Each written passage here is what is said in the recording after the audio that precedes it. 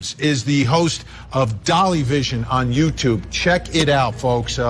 He travels around the country covering all types of cases like this.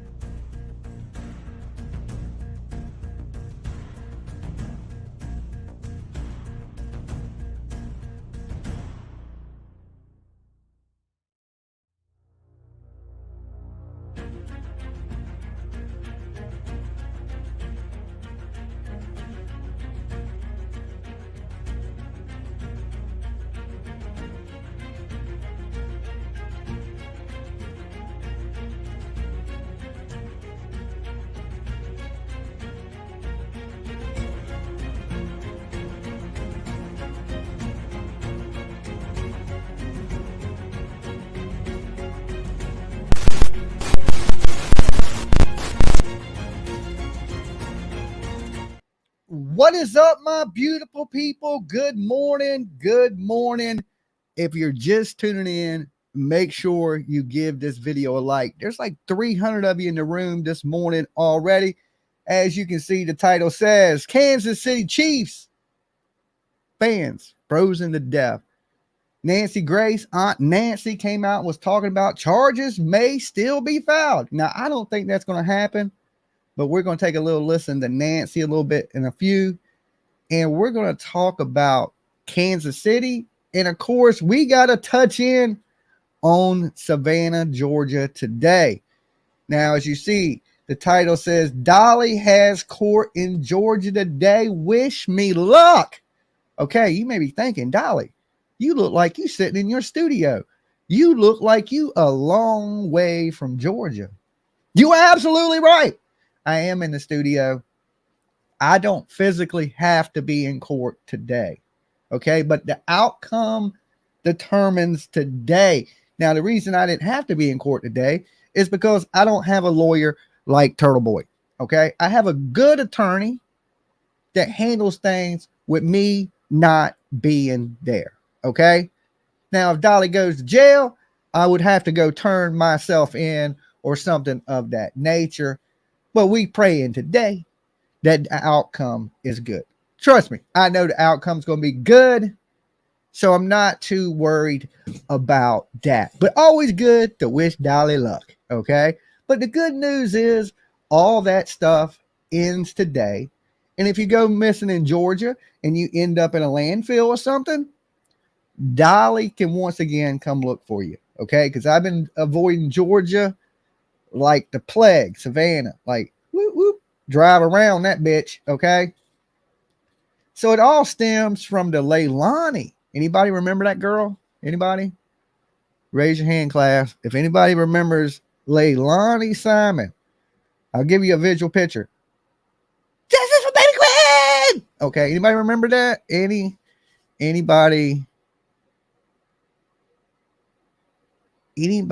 remember that? Okay. Anybody remember that chick sitting in the yard? Anybody? I'm looking around. Anybody remember that? Okay, well, you know, she's sitting her happy ass in jail where she belongs for the death of her son, Quinton Simon. Okay, just in case you don't know, you may be a Kansas City fan here to hear about the Kansas City people, and you don't know who Quinton Simon is. Quinton Simon is a young boy that his mother took his life, allegedly so far. She hasn't went to court. And she slung him in a dumpster, and he ended up in a landfill in Savannah. Trigger warning. Woo! I know that's a hard one to take. Searchers went on. People down there protesting. Dolly was down there searching. Turned into a big circus. I ended up grabbing a bullhorn from a lady and went to jail. Okay. So that's what the court is for today. Is for grabbing that bullhorn. Now, you know, of course, the lady I grabbed the bullhorn from, me and her are friends at this point. We didn't know each other then, you know, but at this point we're friends and we don't have no hard animosity towards each other or nothing like that. So that's why I'm pretty sure court is going to go absolutely great today.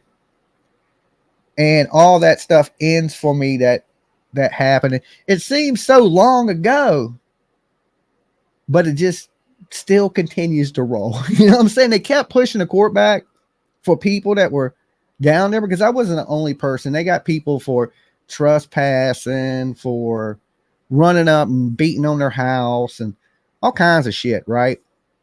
But I mean, I was the only one that they showed on the news, and I'm the only one that they really just outright named, you know? So it just kept getting pushed back. And a lot of people think I was delaying this. The haters out there, I hate to tell you, haters, Dolly was trying to get this over with a year ago. Me, myself, I've been trying to get this over with. Everybody down there got continued. Everybody got moved to state court, but you know who didn't? Dolly didn't. Okay. So that's the point of having, you know, a decent lawyer and somebody that can handle a situation like that I got myself into.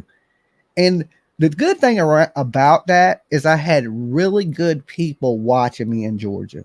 Not just good people, but wealthy people. And they came to Dolly's rescue. Okay, they came right to my rescue. Thank you, little baby Jesus. You never know who is watching. You just don't. With everything that transpired, I'm glad the viewers that were watching me because the right people stepped up to help me. Right? So that's why. So I hate to disappoint all them people, but you don't hear that. You used to hear all these people talking about Dolly's going to jail, they blah, blah, blah, blah. You don't hear that no more because, you know, I tried to tell everybody, I was like, I'm not going to jail. That was silly. That was stupid. I didn't hurt anybody. You know, it ain't like I ran in with a ski mask on and ran in a bank or something. You know, it was just a misdemeanor crime. Everybody's like, you going to prison. I was like, you can't go to prison on a misdemeanor crime. They don't send you to prison for misdemeanors. But the internet likes to run wild with stuff. So I just wanted to fill everybody in that after the day, all that stuff is behind me. The bond that I'm on, because guys, I'm technically still out on bond. The bond will be up today. So that millionaire lady that got me out of jail, she don't have to send Dog the bounty hunter looking for me, because that's what she would do. She drives a Bentley. Okay. You miss court, Dog the bounty hunter showing up at your house with a paintball gun. You know what I'm saying? So, and the crazy thing is, and this trigger warning people, let's get into a little bit of the trigger warning part, is little Quinton Simon still hasn't been buried. Okay. They still haven't gave the remains back. So I don't know if this is something they're going to use in court against Leilani, but Leilani, it looks like they're going to move her trial back to 2025. Okay. Another year. I mean, she's guilty. It ain't like she's going anywhere anytime soon. But I don't know really what they have against Leilani, because we don't really know what was in the notebooks that they made Billy Joe turn over to the authorities. But the thing about that is, if the authorities didn't take the notebooks, how do we know Billy Joe didn't take anything important out of it? No funeral, nothing yet. Look, so, somebody had made a coffin, they painted it, they put his pictures on it, they put Billy Joe's picture. I don't know why you did that, but they put Billy Joe's pictures up. They're beautiful coffin. Dude did awesome. He needs to do my coffin if I get buried, but I think I'm going to end up getting cremated. So, but the coffins this guy does are awesome. Like, they look like some shit you ain't never seen. So they had the coffin for him. And from my understanding, from what I heard, they were going to give over the remains to Billy Joe because she had custody of Quinton Simon. They sent his remains to Quantico. And here's the bad thing, guys. A lot of people, this is another trigger warning on this one. They only have partial remains of Quinton Simon. He was scattered all over the landfill. Okay. So they went out there searching, and I guess they found partial remains, is what the news says. Because I remember back when I was there, they were like, "Are you going to continue to search?" And they were like, "We don't know." But they didn't. They wrapped up the search after they had the partial remains. So sad as this sounds, some of Quinton Simon is still in that landfill. That's horrible, So whatever remains they have is a small amount of remains.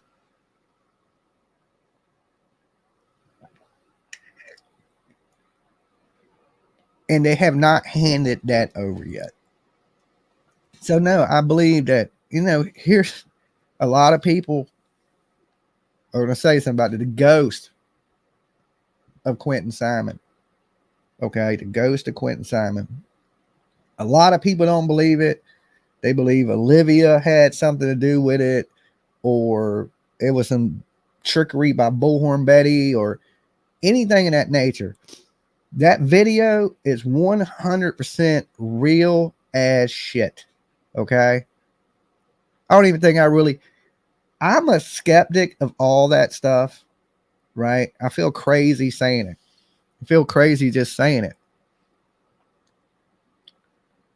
But that ghost video is the most real ghost video I've ever seen in my whole entire life. Okay.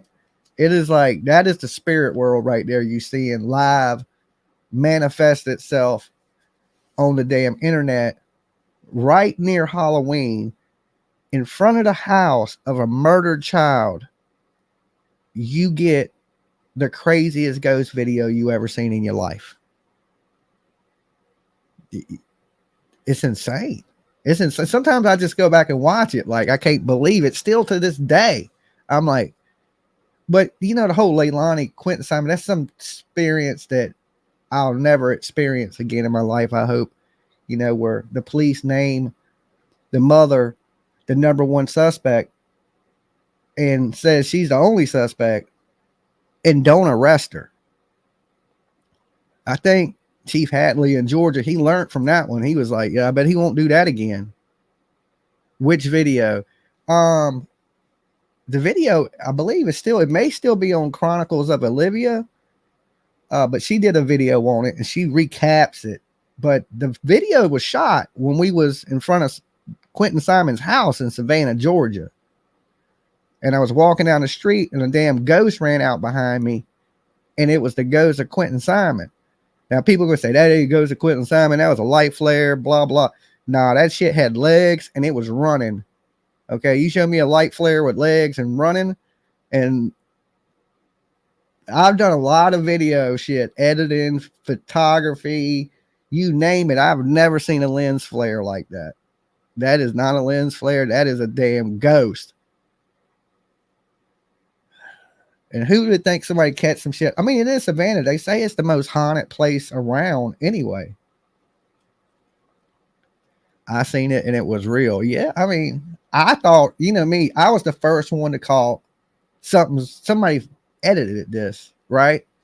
But they didn't. I went back, watched the live video. Me and Bullhorn Betty shot them both live from our cell phones. And there it was. I mean, it's no disputing it.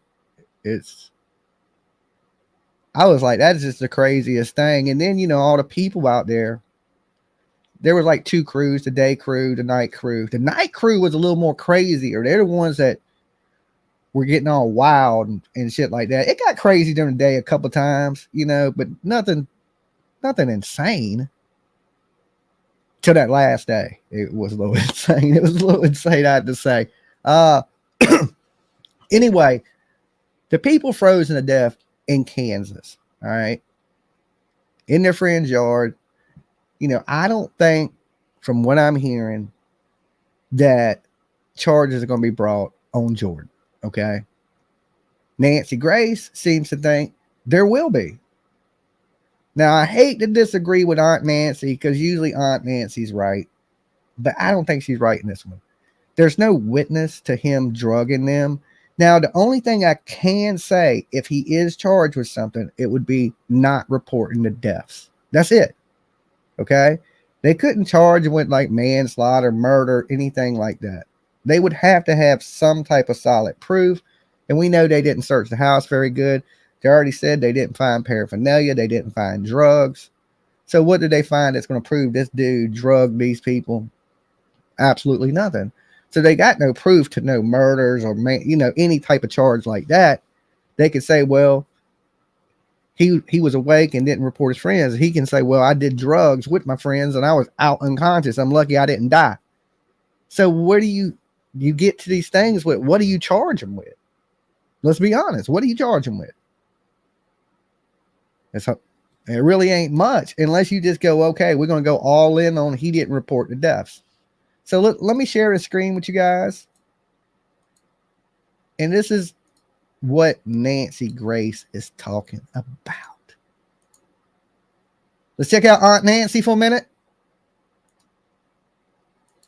Moved to get a shorter sentence if he is charged with a crime. Early toxicology results indicate all three men found dead outside Jordan Willis's rented home had cocaine and fentanyl in their systems. According to WDAF, the families confirmed police have the initial toxicology Thank reports. you, Emma. Thank you so much. A family member, the level of drugs in their system is high, 3 times the amount of a lethal fentanyl dosage.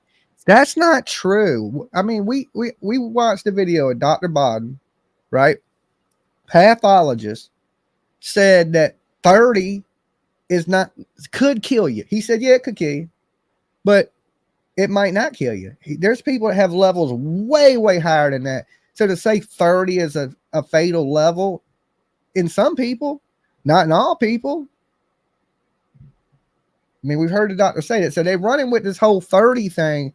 And this is even before full toxicology reports have come out. This is the kind of news is just ran with rumors instead of actual fact. Okay. People are saying that Toby Keith is dead. Is that true? I mean, people have been coming in the chat saying everybody's dead. Joe Rogan's dead. Damn, everybody on the planet's dead. I don't know if that's true or not, but if it is, rest in peace to him. And police say the case remains an ongoing death investigation. And the facts seem... Yes, last night. Yeah, okay. Maybe people are right. I've seen people putting Toby Keith passed away from stomach cancer. Is that correct? I don't know for sure because I didn't see it. That is sad. Good country singer, you know, rest in peace to him. Yeah, stomach cancer. Rest in peace, Toby Keith. Wow. Okay. Yeah. Hey, look, life is short. Hug your loved ones. You're not promised tomorrow. Nobody is. Not me. Not you. Not anybody in here. You never know when it's your time to go, and when the little baby Jesus and God, that when they're gonna call you up to the deluxe department in the sky. Okay.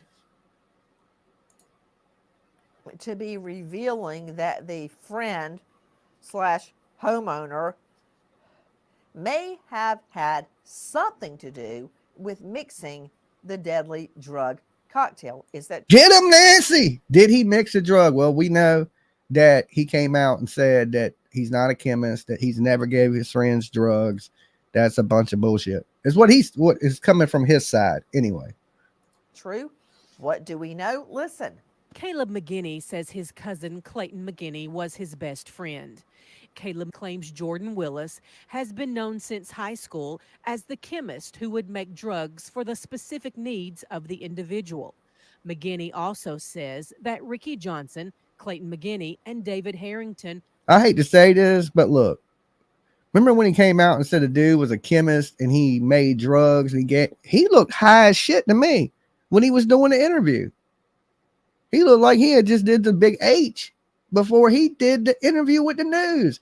He was like, yeah, that man, a chemist, he'll make it. He looked high as shit. Anybody remember that interview he gave? I even did when we were watching it, reviewing it live. I was like, yo, this dude right here looks like he's on drugs himself. Everybody's like, nah, he's crying because his family remembered. That dude won't crying. That dude was doped up. Okay, his self talking about that man's a chemist. They found the highest family member they could get. Right? He's probably doing drugs with him. I hate to say that, but I mean, I got that vibe from the dude right off the rip when he was like, yeah, he's a chemist. He'll make you drugs. Everybody know. You know, I was like, yo, this dude looks super. He might not. He might not be. He might. I don't know the guy, but I mean, look, that dude looked high as shit. No, to me, I'm just saying. That was like, do we believe him? He looked like. If that dude was a chemist, you would be at his house, bro. You look high as shit. I don't know where they got that dude at, but we're all best friends. They all knew Jordan Willis from high school. Good morning, Zane. But from a close-knit, quote, friendship standpoint, Jordan Willis was kind of off to the side. The mysterious fifth man in the group on the night of the football watch party, Alex Lee, is a good man, according to Caleb. Asked if Lee might have brought drugs to the get-together, Caleb McGinney tells news medias, hell no. That's because that's who Caleb was scoring his drugs from, Alex. He ain't going to tell on the plug. You ever notice the dude's all high and he's talking about how good of a dude Alex is? Nah, hell no, I love that, bro. I love him. Dude, because you probably scoring drugs off of him. I swear that dude was high, man. He was high in that interview. There's just no way. People are like, oh, Dolly, he's upset. He was crying. You could see that's what made him look like that. And I'm thinking, yeah, okay. If you say so. And I don't like when people act like somebody's a saint. Okay? Nobody's a saint in this world. Oh, he's just so good. We love him. We still don't know if he's the dude that supplied the drugs. McGinney also says he's right? not happy Jordan Willis used his cousin, his best friend, as a guinea pig, then effed up and made a mistake. Let me go straight out. We got an all-star panel with us right now, but let me go first to Grace Smith out of Kansas City, KCTV 5. You should have went to Dolly, Nancy. You should have let me go over here. Let me go over to an expert. Dolly, what do you think about this? Well, let me tell you, this is what I think, Nancy. I think there's a whole lot of drugs going on. Okay. Nancy. I think say no to this shit because you're going to end up high like that dude. They're going to find the dude that said this dude was the chemist next. He needs to be in rehab. Nancy, you should be like Oprah. You get rehab. You get rehab. You get rehab. See, you got the money to give these people rehab. Dolly broke. I can't send them to rehab, but Aunt Nancy, you can send half the planet to rehab. Okay. And I would start in Kansas City. 5 investigative reporter. Grace, thank you for being with us. First of all, of course, is it true? I think Alex is the plug. I think Jordan bought it and everybody died but him. That's what I think, Aunt Nancy and PJ. That's what I think. That the friend, and for those of you that can't see me, I'm definitely using air quotes, with friends like these, who needs enemies? That's right. They broke Dolly law. 10 years in prison. Look, I need you to sign off on that, Aunt Nancy, for me, because it is the bad friend law. We call it the Dolly law. When you're a bad friend, you get 10 solid years in prison. You can't allow it. No bad friends, okay? Frenemies are the worst. Frenemies are the worst. You got to have good friends in this world. You got to pick good people. Where were the parents? The so-called friend slash homeowner, Jordan Willis. Is it true he's checked into rehab? And if so, do you know where? I'll find him, Nancy. I will track him down. Okay, I will track this man down like a bloodhound. He's in rehab. He's in rehab, okay? He has alcohol problems, but he's not a drug addict. He's not a drug addict, Nancy. Not a drug. He dabbles. Dibbles and dabbles. So, according to family members, they have told me that he has checked into rehab. I do not know where. I have reached out to his attorney. Girl with that yellow ass shirt on, you better find him. You ain't sneaking up on him, I can tell you that. And he told me that he is not commenting further on anything until those full toxicology reports are in hand. Is that the same lawyer that won't reveal what has happened to the friend? That's the lawyer, right? He's the one he's like, you better call Sal. He's the one that helps distribute the Jordanals. Slash homeowner's cell phone. Won't tell you what was on Yes. it. Won't give it to you. Don't know if it's been handed over to police. Is that him? Same lawyer? Yes, he says he is not commenting on anything until those reports are out. Okay, so much to figure out. It's a lot, Nancy. It's a lot to wrap your head around. Okay, it's a lot. They tried to make him go to rehab. He didn't say no. He said, "Let me go." Okay, because he knew if he didn't, he's probably gonna get charged with not reporting them deaths. He needed that so he can say, "Look, man, I have a drug problem too. I was unconscious for 2 days. I almost died. I didn't know they were frozen in my backyard." That's his defense. That's why he went into this rehab. He's already saying he don't need rehab. Okay. That's what he leaked through his sources, that he don't need rehab. He's not a drug addict. He has a problem with alcohol. And, we did hear he came to the door with a wine glass. I didn't know people had problems with wine, but I guess that's why they call them winos. I guess. I don't know. I don't drink like that. So. But first of all, we know for sure, according to family members of the victims, that the homeowner has gone to rehab. Well, the homeowner's gone to rehab. That could be a song, you know what I'm saying? By Sublime or something. He definitely went to rehab, but I think he only did that, like everybody's saying, he did it to build a defense that he was unconscious, that he was on drugs, that he didn't kill his friends. He didn't know nothing about it. And I don't see them charging him, but Nancy thinks so. So let's see. Well, it wouldn't be the first time that a celebrity or an individual gets in hot water and thinks rehab is the answer. Does the name Mel Gibson ring a bell? Oh, damn. She going after Mel. Nancy don't play, boy. She a trooper. You wouldn't want to see this lady in a dark alley. I'm telling you. Listen. Mel Gibson was arrested for driving under the influence the first time in 1984. Years later, Gibson was once again arrested for drunk driving. He was caught speeding in Malibu in 2006 by Los Angeles County Sheriff's Department. According to the police report and arresting officer, Gibson lashed out at the police in a tirade, making anti-Semitic remarks against. He said, "I'm rich, bitch." What do you want him to say? I mean, he has all kinds of money. He'll be like, "Look, man, I'll buy you a cop car. Let me go." He's like, "I'm rich. I'm supposed to be drunk and driving. That's what rich people do." Jewish people, which became known. Oh, he said some bad things about Jewish people. Oh, Lord. All right. We ain't got no time for that in 2024. Mel Gibson. All right. Millions of people worldwide, with his remarks ultimately harming his career. After his DUI in 2006, Gibson entered a treatment center for his drug and alcohol addiction, and after a few more alcohol-related embarrassments, got sober after attending his last rehab in 2010. Dale Carson joining me, high profile. Okay. I mean, sometimes it takes a little bit to kick the juice. You know what I'm saying? It's called relapse. You get in there, you try to get clean, you go a little while, and then next thing you know, you relapse and you start over, you get back up, dust yourself off, and until you get yourself clean. If he's clean now, that's really all that matters. You know, people stumble in life. He shouldn't be driving though drunk. That's completely wrong. You could kill somebody. And definitely shouldn't be hateful to a whole culture of people. That is just insane. You know, how do you think you're going to do that and help your career? I don't know. By a lawyer out of Jacksonville, also former FBI and author of Arrest Proof Yourself at DaleCarsonLaw.com. Dale Carson, can you explain to me the legal strategy of packing up all your belongings, moving out of the house? It's called I got to go, Nancy. The police are on my ass, okay? We got to get this place cleaned up. I got to get the hell out of Dodge, right? I got rehab to check into before they charge me with some crazy shit and put me in prison. That's what's going on. All right, that's what's going on, Nancy.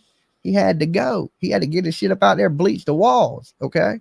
He had to get rid of the drugs, the drug paraphernalia, the laboratory in the basement, okay? Lawyering up and checking into rehab.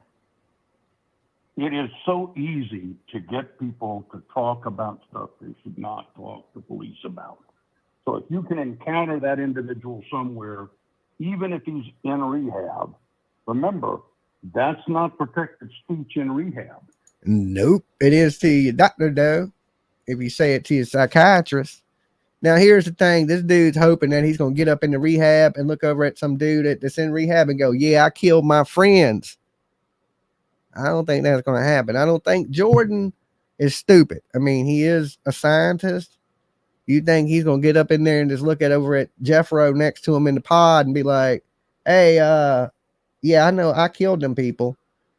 I don't think that's going to happen. I don't think that's going to happen. I really do not believe they're going to bring Jordan up at this point on any charges. If they were, they would have already done it.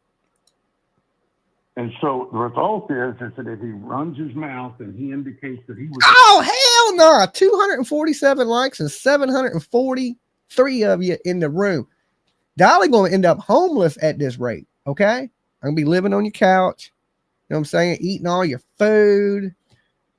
I'm messy. Look, you can avoid all that. Dolly living on your couch, okay? You can avoid it. You can avoid it. All you got to do is like the video. It's free this week. I ain't charging anybody nothing. You can just thumb it up absolutely free. Usually it's 3 payments of $19.99.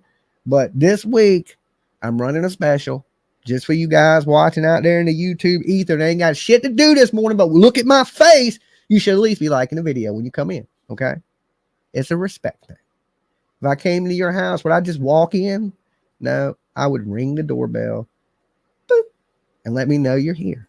That's just like hitting the thumbs up, people, okay?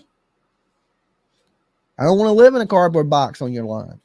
I like my comfortable chair, and I want to stay here, okay?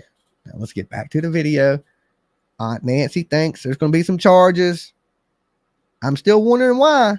I wonder what she got. I wonder what Nancy knows that Dolly don't. The supplier in Florida, you'd be subject to the death penalty. For me, Alpha Brain is the very best product that I've Joe ever found. Rogan, When we came up with Alpha Brain, Joe. it was the first one. Joe sold out. That's research. That Alpha Brain, now he sounds like Alex Jones, okay? Some brain food. Here, sprinkle this on your head like a chia pet, okay? Nobody wants Joe Rogan, your fucking Alpha Brain. You look like you swole up on steroids. That's steroid brain. Next thing you know, you'll be damn Chris Benoit, all right? Joe Rogan has signed a $250 million deal with Spotify. Good Lord. You know how many steroids you can buy with that? I remember when he was legit, right? Then he took the money and sold out. just a fake ass dude, right? I don't know how in the hell in this world that this man has like one of the #1 podcasts. I can't watch that shit for 10 minutes if you strap me to this chair. I swear I can't.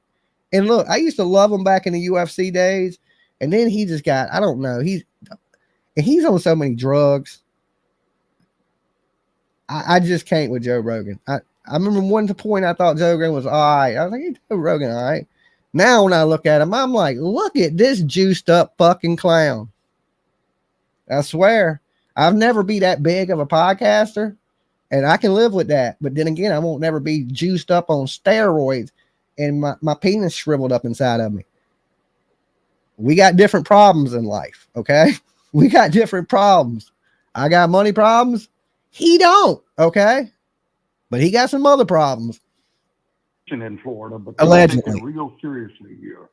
So any providing of narcotics or drugs to someone that results in a death, you're on the hook for not just a life felony, but for execution. Guys, that's right. But we got to know who sold them the drugs. See, I'm thinking Alex Lee sold the drugs. Okay. Roid on the eggs. Yeah, man. You know, a little bacon, eggs, and steroids in the morning. Nancy, they got to find out who sold the drugs. Now, Jordan is probably the one who purchased the drugs because, you know, he's a scientist. He has all the money. Okay. And he sat down and done them with his friends and they died. But now the question is, yeah, Jordan needs to tell, because that same person that sold them drugs is out there selling them drugs to other people, and they could kill somebody else's family member. It's PR strategy. That's what it is.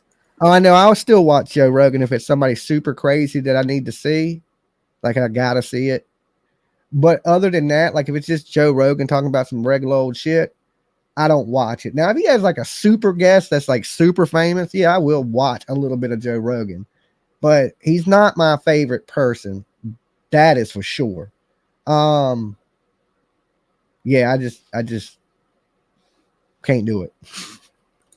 Trying to be nice. Many people have pointed out maybe this is just a scenario. I like Joe Rogan in the Fear Factor days. Okay, I really did. I like Joe Rogan in the Fear Factor days. I liked him in the early UFC days.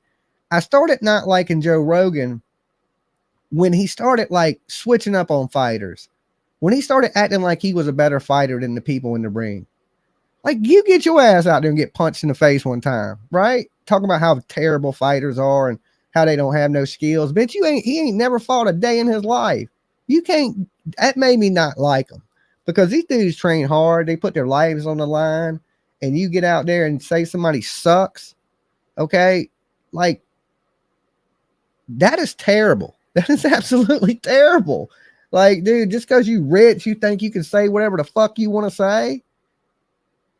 It's horrible. And I think that's why the UFC is kind of weeding him out a little bit.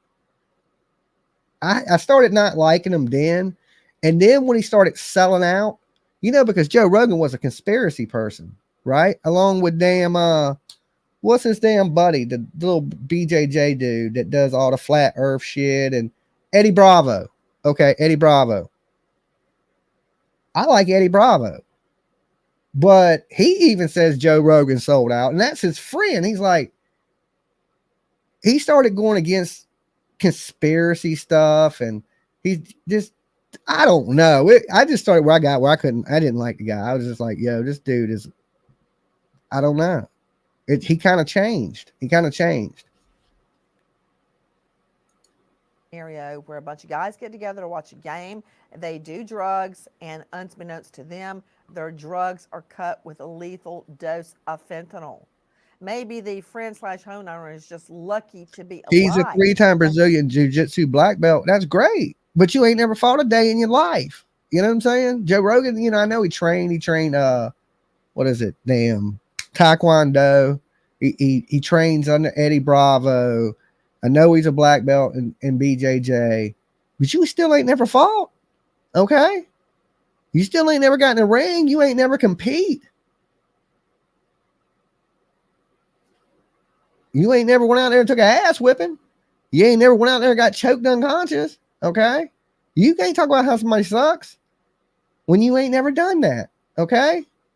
Even I competed. I've been choked unconscious. You know what I'm saying? I don't get up here and say people suck. I just don't like the guy. It's a little off topic. Okay. It's a little from Nancy Gray into Kansas City. Just, you can't do that stuff, right? If you want to commentate fighting and you want to talk about a fighter, you need to be a fighter. You know, that's like somebody that don't do podcasts and saying this podcaster sucks, but you don't even do it. Okay. Let me see your skills before you say some shit that you ain't got. That's how I feel about it. And how is it that he's alive and they're all dead? Again, back to entering rehab when you are in legal hot water. And not just Mel Gibson, Charlie Sheen. Oh, not Charlie makes Sheen. a rush to rehab. Listen. Charlie. Nancy going in tonight, ain't she? She got a problem with Mel Gibson. Damn. Everybody. Sheen was infamously fired from the CBS sitcom 2.5 Men, in which he played the leading character for the first 8 seasons back in 2011, after he began displaying erratic behavior. Now, at that time, Charlie had been dealing with drug and alcohol addiction for years. He'd previously... You think Nancy Grace is a tragedy pimp? See, here's the thing about the tragedy pimp thing is, so if you love true crime and you cover true crime, you're a tragedy pimp. That, I don't think of Nancy Gray as a fucking tragedy pimp. I think that she's into true crime and she talks about true crime.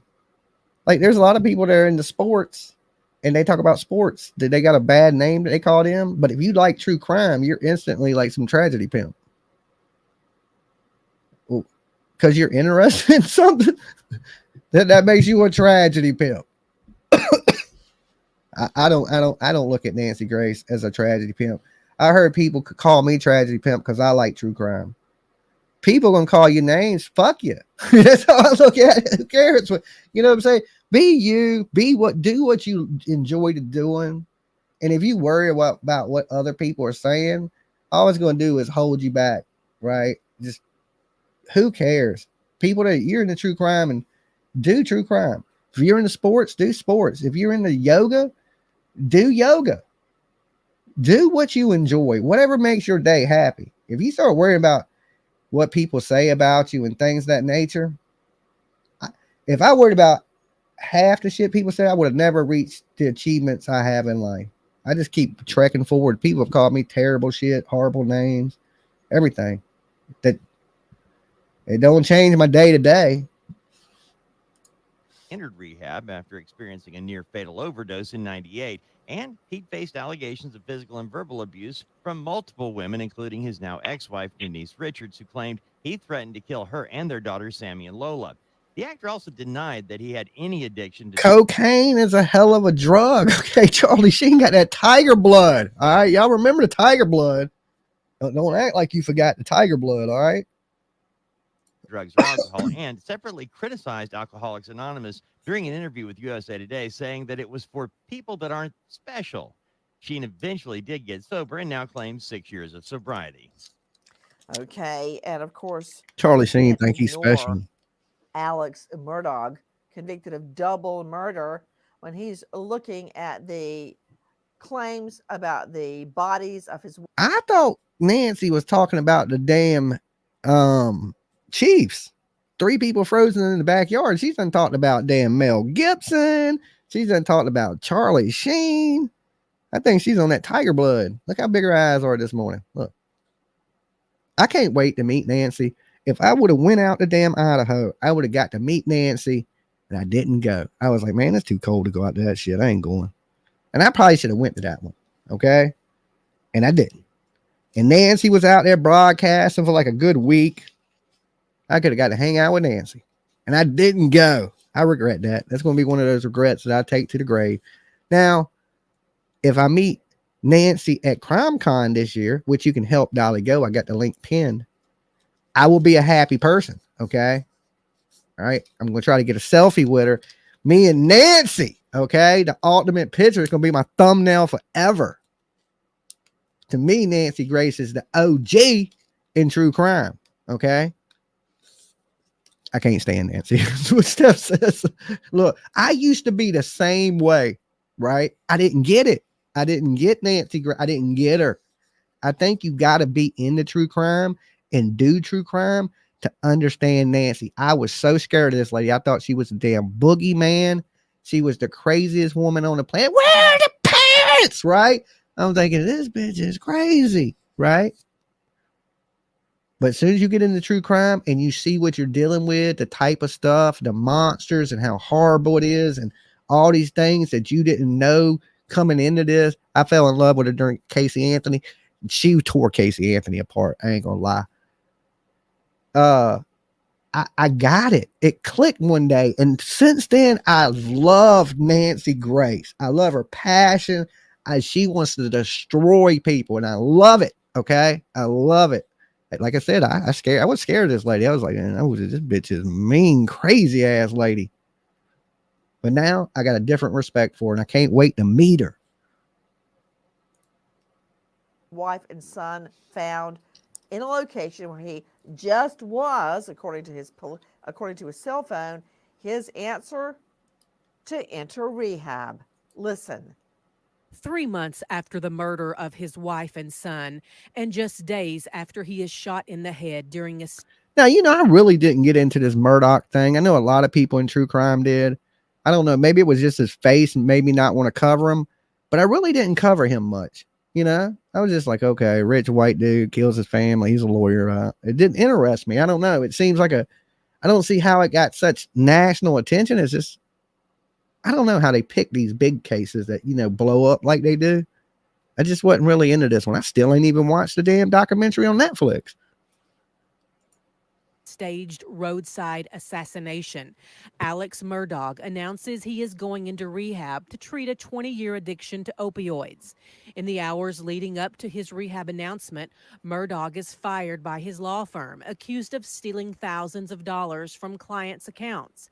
Alex Murdoch issued a statement that says, in part, "The murders of my wife and son have caused an incredibly difficult time in my life. I have made a lot of decisions that I truly regret. I am resigning from my law firm and entering rehab after a long battle that has been exasperated by these..." You enter in prison. You know what I'm saying? But then again, look, you get to prison, you rich, you got money on the outside, hid, bammed up. He can go to prison and do drugs. There's plenty of drugs in prison. Good morning. Murders. I am immensely sorry to everyone I've hurt, including my family, friends, and colleagues. I ask for prayers as I rehabilitate myself and my relationships. Okay, well, the rehab stunt may work in California. It did not work. You said Nancy coined the phrase "tot mom" for Casey Anthony in South Carolina. Murdoch goes down for double murder. Question to you, joining us, Barry Hutchinson Sr., former law enforcement owner and chief investigator for Barry and Associates Investigative Services. Barry, thank you for being with us. How many times have you seen a defendant, a suspect, a person of interest, anyone, whether they're a suspect or not, get in hot water, get in trouble, and immediately rush to rehab? I've never done that. Okay. I've gotten in trouble. I ain't never got in trouble for nothing bad. But if rehab would get me out of it, I damn sure would go to rehab. I don't know what for. I'd have to create something. It's pretty much, I have a YouTube addiction. On a defense handbook, to me, it's defense lawyer 101 ploy. And, you have to understand, a lot of times the defense has to have time, just like investigators have to have time to find out what's going on and formulate a defensive plan for their client. And I think that's exactly what's going on here. I think that he thinks that if he's locked away in rehab, they're not going to have access to him. He's not going to be interrogated further. He's not going to have immediate exposure to law enforcement that they can, pry deeper into everything that's going on with this situation. And Dale Carson brought it up regarding attorney-client confidentiality, physician-patient confidentiality. Whatever you say to a psych or a counselor in rehab would be protected. But if you're saying it in a group or Yeah, if you say it in front of people, it's not protected. But what do you think he's going to be in rehab going, yeah, I murdered my friends, I drugged them? No, I mean, they be like, I've been doing drugs for years and I got addicted. They tell their stories in rehab. They don't sit around and like talk about things that ain't related to drinking and drugs. They stick to the drinking and drugs thing. you say it to your roommate or your bunkie, that is not protected under the Constitution. Joining me now, renowned medical examiner, toxicologist, pathologist, and opioid treatment expert. He is literally the one who wrote the book, the author. Sometimes they be saying these people are experts, and I be like, what are they an expert in? Like, I mean, I know there's like, some people I just be thinking they just found this dude off the fucking street. Of American Narcan, naloxone and heroin fentanyl associated mortality. And that's what we've got here, according to what we think will soon be revealed in the toxicology reports, in the autopsies of these 3 dead friends. Dr. William Maroney joining us. Dr. Maroney, could you analyze for us, and please dummy down for me, I'm just a JD, you're the MD, what you think of the levels that... What the hell is a JD? Anybody know? Fill me in, because I'm not even a JD. Well, technically I am. I am a JD, but what is her definition of a JD? A bunkie. No, she said, you the MD, I'm the JD. What is the hell is the JD? Is that junior detective? Is that what it stands for? I don't know. What is the JD? that are circulating within these 3 deceased victims' bodies. I mean, fentanyl doesn't come laced with cocaine and vice versa. What happened in your mind, Dr. Maroney? Oh, okay. Are you still interested in a solar powered generator? No, Pay dude. special attention because I'm going to do something that... Well, we have an enormous drug problem all over large cities, rural areas, urban centers, and fentanyl, as I indicated in my book in 2017 and 18, is huge. That's it. I'm writing a book. Everybody they consider experts is somebody that wrote a book. Okay, I'm gonna write me a book. Somebody get me AI. I'm gonna write me a book. I'm gonna publish it on damn where's everybody put their books out on? Amazon. You know what I'm saying? Oh, I got a book. Damn, every idiot on the planet has a book. I'm an idiot. I need a book. And my title will be, I wrote this book because I'm an idiot. Governments, universities focused on prescription medicines, and that was like going bull hunting and shooting rabbits. Everybody has been off target. Fentanyl has creeped into fake pills. Fentanyl is in methamphetamine. Okay, first of all, what do you mean by fake? Oh, Lord, Nancy stopped. She said, hold up. What do you mean about fake? These pills I've been buying on the street are fake? Nancy's like, hold up. Don't be talking about the pills are fake now. She took offense to that one. She was like, huh? Pills, fake pills. She's thinking, huh? I wonder if my pills are fake. What does that say? Crack a cold case. That is absolutely not true. It is not sold out. Okay. You have to read the fine print. And also, Dolly has put in to be a speaker at CromCon. Okay. So what if they pick me? What if they pick the Dolly haters? Are you going to hate even more? I think you will. I'm going to send Nancy to your house. All right. Haters. If a drug dealer has people that are afraid of his powders, he says, hey, I got some Percocets. Hey, I got some Oxycontin 30s. Those aren't available anymore. They're fake. They're made in somebody's garage. They've got a pill press They mix this stuff up in bowls just like brownies, and they wear masks, and they put the powder in the press, and they make fake pills. That is absolutely true right there. That is the one thing this expert is saying. That is true. They've been doing this since the rave days, since the club days, the Molly, the X. These pill presses are out there, and people are popping these things out, mixing it up like mad scientists. That is absolutely true.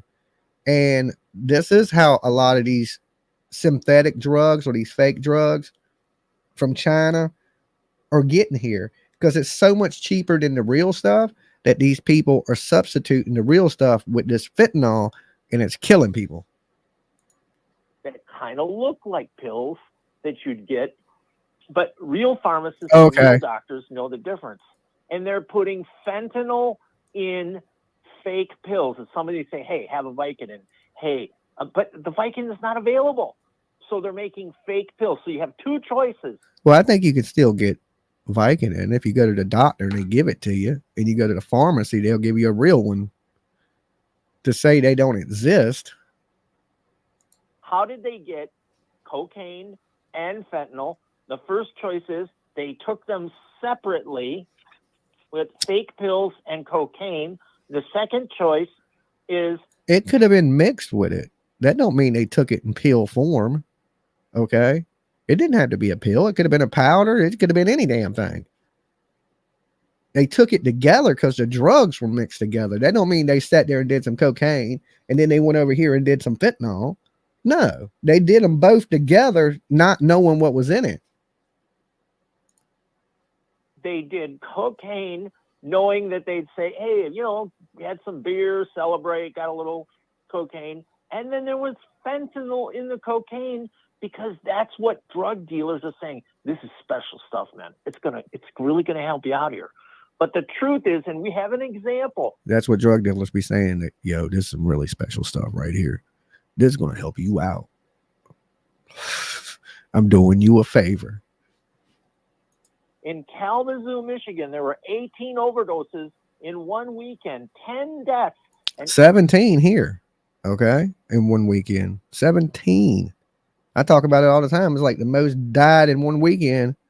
Like it's just a bad batch of drugs went through and killed so many people. And the same thing happened in Kansas.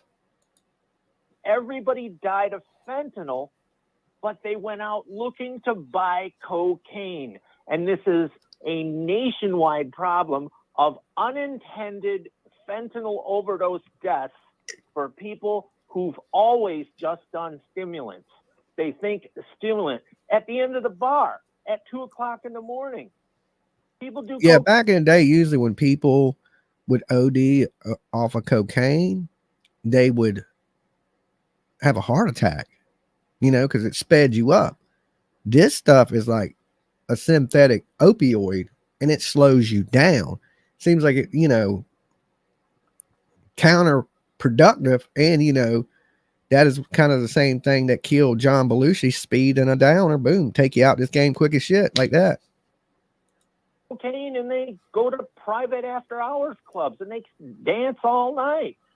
We have this problem of drug consumption, and there is no end in sight. Dr. Maroney, according to family members, the victims had a fatal amount of fentanyl in their systems, 3 times the amount of a lethal fentanyl dose. Again, I'm not asking you to see. We've seen Dr. Bodden. He's a pathologist. He deals in fentanyl and drug overdoses and things of that nature. He said the shit didn't even kill him. Okay, he said it put him to sleep. That the environment killed him. And he would be the person doing their damn autopsy. You know, he didn't do their autopsy, somebody else did. But if he was that did it, he would have said, hey, that level 30 ain't a big deal. Okay. That people could take 30 like it ain't shit. And it could be up in the hundreds and people be walking around, he said. So he said that varies from person to person. So that's not really considered technically a lethal dose of the H or the F, I mean. address the wider issue Killing customers is fentanyl- bad for business. of fentanyl ODs and the epidemic in our country. I'm talking about this case. What would be a Jelly lethal Roll. OD overdose? Yeah, because Jelly Roll's probably watched a lot of his friends die, and Jelly Roll's a good dude. You know, he's changed his life and he's trying to be a good person. And if you want to be a good person, you don't want to see these horrible things in this world. And watching people die is one of the most horrible things you can see. So it's a good thing that Jelly Roll is standing up for it. I like Jelly Roll. Jelly Roll is the man, and that's why he has the support. That's why everywhere he goes, he sells out. People love damn Jelly Roll. We got 787 people in chat and only 387 likes. Oh shit, I'm rage quitting now. I done been here with you a solid hour hanging out with Aunt Nancy. Okay? And y'all ain't hit the damn like button. Oh no! Oh no. I'm moving in. Just make room for me. Okay, make room for me at your house. Be like, don't try to turn me away. Gonna be like, you didn't even like my fucking video. I could have stayed in my comfortable chair in my nice studio, but nah, y'all couldn't do it. Y'all couldn't do it. Now I'm living in a box in your front yard. Okay, like it or not, I'm gonna be shitting in your bushes. Of fentanyl, what would that look like physically to our listeners and viewers if Dolly they were gotta to eat. see it? And what would that do to your body? Let's start at the beginning, okay? Starting with A. What is a lethal dose of fentanyl for an average size male? Average size male that is naive to fentanyl, not ever really had it, not regular drug user, is 2 to 3, maybe 4 nanograms per milliliter. Okay, stop right there. Stop right there. 2 to 3 gram milliliters. Yeah. I believe you heard me state dummy down. Nanogram, milliliter. What are you saying?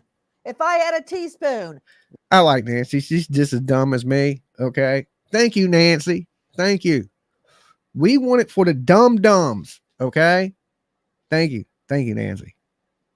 She's like, yo, man, I'm stupid. Can you just make this shit understandable? What would go in there to be a lethal dose of fentanyl? Is fentanyl a liquid? Is it a powder? What is it? What does it look like? And what's a legal dose? Listen, you've been dealing with experts. Get his ass, Nancy. Get him. He's the expert. He's an expert. Get him, Nancy. Chop him in the throat. All right. This woman's badass. Get him, Nancy. Nancy don't play. She don't play at all. And doctors, you need to talk to me, regular people. What's a lethal dose? I'm going to tell you that if you look at grains of salt, that I can understand. A grain of salt. Thank you. Go ahead. Yes. In an empty teaspoon, 3 or 4 crystals, 3 or 4 grains of salt. Good Lord.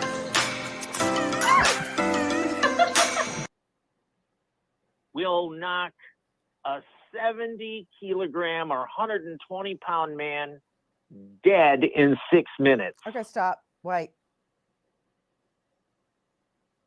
That's almost too much to believe. Let me understand what you just said. Let me understand. Okay. 3 crumbs of salt will kill you of pure fentanyl. Pretty easy to understand. Okay. And some people can eat the whole bag. Guys. Yeah. Stay with me, please. I've got Some people can pour the salt shaker straight into their mouth. One of the world's foremost experts on opioid crises and fentanyl. Dr. William Maroney, I understand that you just said 3 specks, 3 crystals, like 3 salt crystals, would knock a grown man flat. In 6 minutes, dead. 6 minutes, Dougie Fresh, you're on. Oh, flashback. why do we even make fentanyl?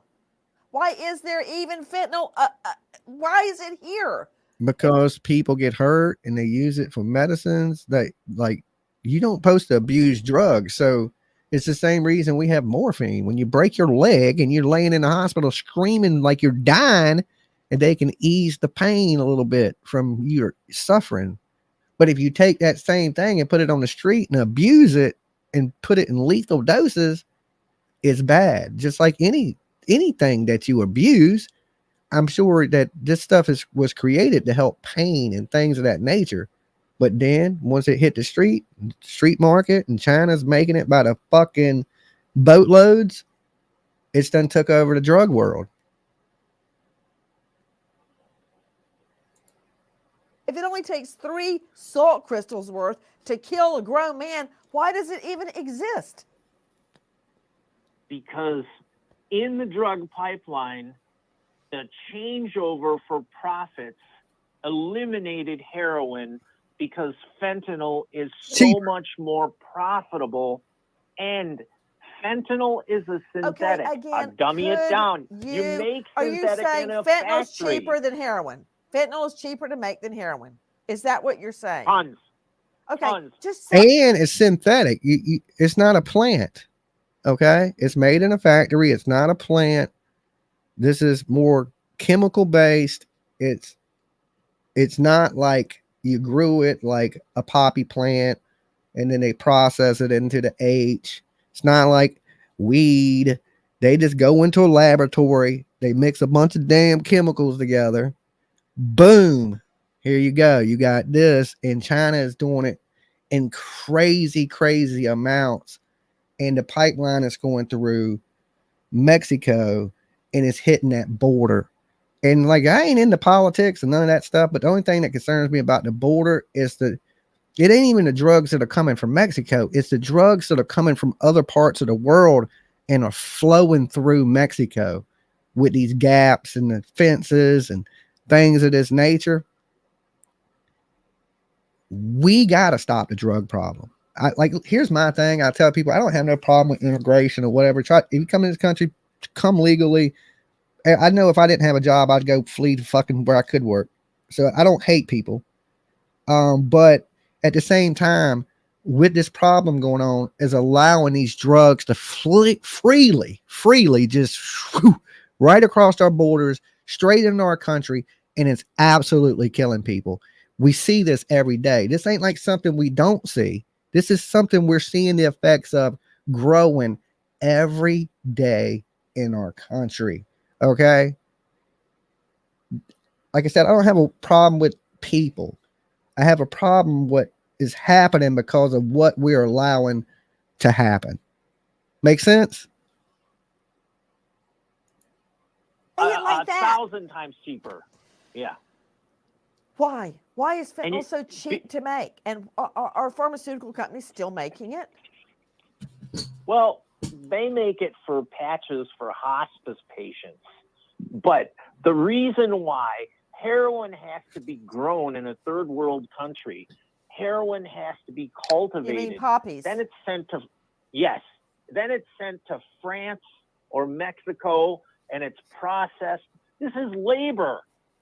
This is transportation. As opposed and then there can be interdiction. Somebody like, as opposed to somebody makes it in a factory, like on Breaking in a Bad, warehouse. out in the desert in a mobile home. You can cook up fentanyl. It's yeah, done. I don't think it's done we like don't that. make it in America. They make it cheaper somewhere else, and then In it comes China. across the border. But it's still cheap. Why don't he just say it? The largest manufacturer of fentanyl in the world is China. Okay, they're making that shit by the boatloads, and they're shipping it into Mexico. It's coming across their borders. It's killing families here in America. I mean, it's totally is what's happening. You know, it's like a gateway just flooding drugs into our country, just flooding it. You're going to see more fentanyl overdoses this year than we have. It's going to, I guarantee you, the death rate doubles this year in fentanyl overdoses. That's what I'm betting on, banking on, right? I guarantee it. You just can't open just a doorway to drugs to flood into this country. How easily these guys could have OD'd. Now, a lot has been made of the way they were positioned, where they were in the backyard. As a matter of fact, take a listen to what we've learned from one of the victim's brothers. Take a listen to our cut 28, Dave Mack, Crime Online. The mystery surrounding the deaths of 3 men who died outside in the cold while a 4th friend slept for 2 days in the house just took another odd turn. The brother of one of the deceased men, Ricky Johnson, says the way the men were found has him wondering what happened. One body was discovered on the back porch by police, while the 2 other deceased men were found in the backyard. According to Jonathan Price, David Harrington was found on a lawn chair on the back porch. Rather than all 3 men laying flat, paints a picture they didn't have from the beginning. You know, I don't know. What if he just sat down? You know what I'm saying? They did the drugs. They walked outside. And one person sat down. The other 2 didn't. They fell down. What's the big deal? I mean, because you could say, yeah, maybe they carried the bodies out there. You know, maybe they stepped outside to smoke. One person sat down and they walked around the corner. I don't know. I don't know exactly how that transpired. But I think for him to move them 3 people, why would he set one in the chair and throw the other 2 in the yard? Maybe he didn't have enough chairs. I don't know. Psychologist joining me from Manhattan, Karen Stark, TV radio trauma expert and consultant at KarenStark.com. That's Karen with a C, in case you're trying to get in touch with her. Karen, all right, Karen with a C. Really the hard way in court. I managed to save the case, but every detail matters. At first, we heard that one victim was lying prone on the back porch and the other 2 were out in a garden in the backyard.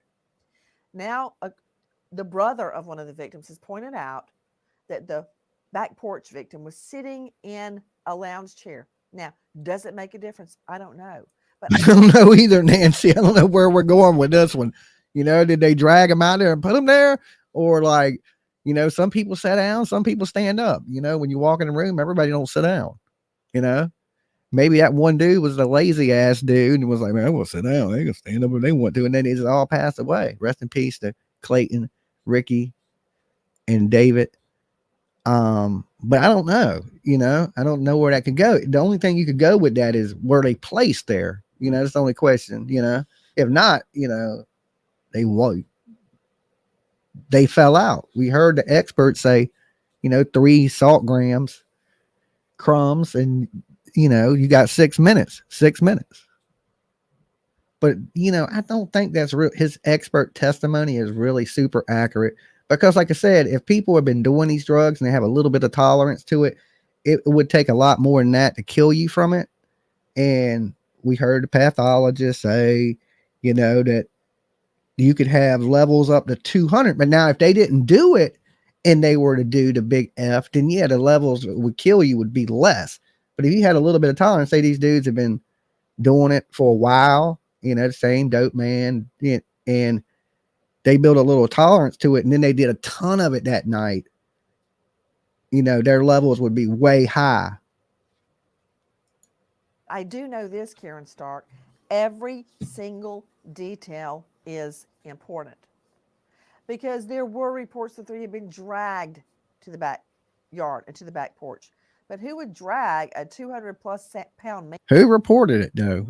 Like what I'm saying is it's been reported. Yeah, I'm sitting here saying, yeah, they could have dragged him, but does that mean he did? You know what I'm saying? It ain't been reported. No witnesses seen them getting dragged. You know, like if the neighbor said, yeah, I seen somebody dragging a body in the backyard, then we could say, you know, what you said, but really nobody seen shit. Man, and then prop him up in a lounge chair. I mean, every fact matters, Karen Stark. And right now, these families are grappling with the facts. Is this a case of 4, possibly 5 guys celebrating, partying, drinking, doing some cocaine that's laced with fentanyl. Can Maroni? It's that for sure. It's definitely 4 dudes partying, doing drugs. And definitely you got that. You nailed that one, Nancy. You got it. You got it. Definitely 4 dudes partying, drugs are laced. They were just trying to have a good time. They probably were all really cool friends and just kicking it. They just made a bad decision. And listen, there's a lot of people in the graveyard right now for making bad decisions. Let's be honest. Did you zig when you should have zagged? You can be dead. They made a horrible decision that night. They should have just partied with things that were a little less lethal. Drank some beer, good old whatever beer they drink. Maybe blaze a cigar. Let's just say that, a cigar or something. Things that don't usually knock you out the game in 6 minutes. And better decision making. It's sad that they made terrible decisions. I wish they would have made better decisions because they would be here with us today. Just people, and you got to choose the right path in this world. Everything's a learning lesson. You got to learn from these people. Hey, don't party when your football team wins because you might die. That's a serious thing. Look, it don't take but a little bit of drugs to kill you. It don't take a lot of drugs. This ain't the 1960s. This is 2024. You touch a drug, it'll kill you. You ain't even got to do it. You can just touch it and it'll kill you. So stay away from that. If warn your family, stay away from drugs, because it grabs people. I've seen drugs destroy really, really good people that I couldn't even believe were on drugs. And the next thing you know, they're strung out and so they lost their house, wife, cars, and asking can they sleep on the couch? It's horrible. Rest in peace, Toby Keith. Definitely rest in peace, Toby Keith. But you're not promised tomorrow, but don't try to do things that will shorten them, greaten them odds. I'm not promised tomorrow, but I'm not going to do a bunch of things that might kill me today. Maroni explain? Can cocaine laced with fentanyl have that much fentanyl that it kills you? Was it the reverse? But about the details, Karen, why are they so important when we're grappling with who's telling the truth? What happened to these guys? Was it an accident? Was it more nefarious? Why'd this guy rush off, get a lawyer, and check into rehab? Details matter, Karen Stark. They certainly do. Nancy, do you remember when we used to sit and listen to people who were in front of the police and they were... Okay, this is Karen with a C. Okay, this is Karen with a C, just in case you're going to look her up. We're trying to let them know their stories and giving all kinds of explanations. Yeah. And we would look for ways that is what people are saying, that Toby Keith died. I mean, I'm not positive, but if he did die, rest in peace. But people are saying he did from stomach cancer or something like that. You're not promised tomorrow. Nobody is. They were saying the smallest thing that didn't jive with everything else that they said. When people are even talking to therapists like me, you really want to know every single specific fact. So she brought a therapist up here? Oh, Lord. We getting head shrunk right now, live on YouTube. These damn... went to school to be a therapist. That'd have been an easy fucking job. Listen to other people's problems, and that's just free money. So you can help them figure out their lives, make sense of things that have happened to them. And we got people that do that. Molly Golightly, she's a life coach. Okay. This case, it's just such a strange story. We all have to be detectives trying to put together, how could this possibly have happened? Now there's fentanyl in the cocaine. We know that many people have died from that. That makes a huge difference. So yes, the details really do matter. We've known that for years. Dr. William Murdoch. Carl Weathers passed February 1st. That is Apollo Creed, right? Rocky Balboa. Tony, jumping off what Karen Stark has just said, and remember, to the rest of the panel, jump in if you have any thought on this. You're a think tank. You're the brain trust, so please jump in.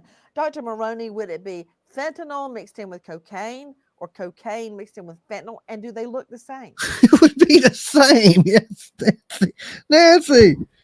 Can I write Nancy's questions? Okay, can I write Nancy's questions? I need to be in your earpiece, Nancy. You know, she hides behind her hair, that little earpiece you got. You need Dolly in your ear. Okay, you need Dolly in your ear. I got you, girl. I got you. Okay, like, is it cocaine mixed with fentanyl? Is it fentanyl mixed with cocaine? It's exactly the same thing. It's exactly the same damn thing. I don't care how you mix it. Okay, it don't matter how you mix it, Nancy. Look. This is for, look, I'm stupid, so I'm answering questions for stupid people. It don't matter how you mix it, Nancy. It's the same thing. I can't wait to meet Nancy. I can't wait. You can't tell the difference as far as the size of the powder or the color, but it would always be fentanyl mixed in the cocaine, because cocaine by itself is not fatal. The majority.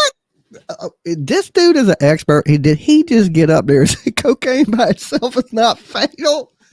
Oh my Jesus. Oh my Jesus. Oh my Jesus. Did y'all hear that? Let me see if Alexa is more intelligent than this expert. Hey, Alexa, can cocaine kill you? Sorry, I don't know that. You don't know that? You ain't never done none? Alexa apparently don't do drugs. Hey, Alexa, how much cocaine does it take to kill you? Sorry, I don't know that one. Damn. Okay, Alexa don't know. That's kind of odd. Hey, Alexa, what is the lethal amount of cocaine? According to an Alexa Answers contributor, a lethal dose of alcohol is around 4 grams of alcohol per 100 milliliters of blood. I didn't ask a blood that. alcohol level of 0.4%. I didn't ask. Did that answer your question? No. Thanks for your feedback. You're welcome. You're welcome, Alexa. You're welcome. Alexa, can the drug cocaine kill you? Sorry, I'm not sure about that. All right. Well, apparently Alexa don't know much about drugs. Wow. She usually knows everything. Miss fucking know-it-all don't know shit. Okay. Majority of it being cocaine, it's the vehicle now. She's like, I'm not giving up the plug. Right? Like, she's like, the dope man might get mad at me. Alexa, we're going to have a talk after this. It's what's used to deliver it. And putting cocaine in fentanyl would mean that the volume of fentanyl would have to be like cut. Nobody's going to do that. They sneak this stuff in and tell you it's really good cocaine. There's no drug dealer that's going to say, I've got some really good fentanyl for you, because everybody's scared poopless of it. Nobody. Scared poopless? Are we listening to the 40-year-old virgin here? Doc, aren't you saying that even if you tasted it could kill you, which is the traditional way of testing cocaine? Yes.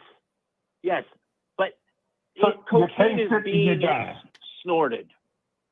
And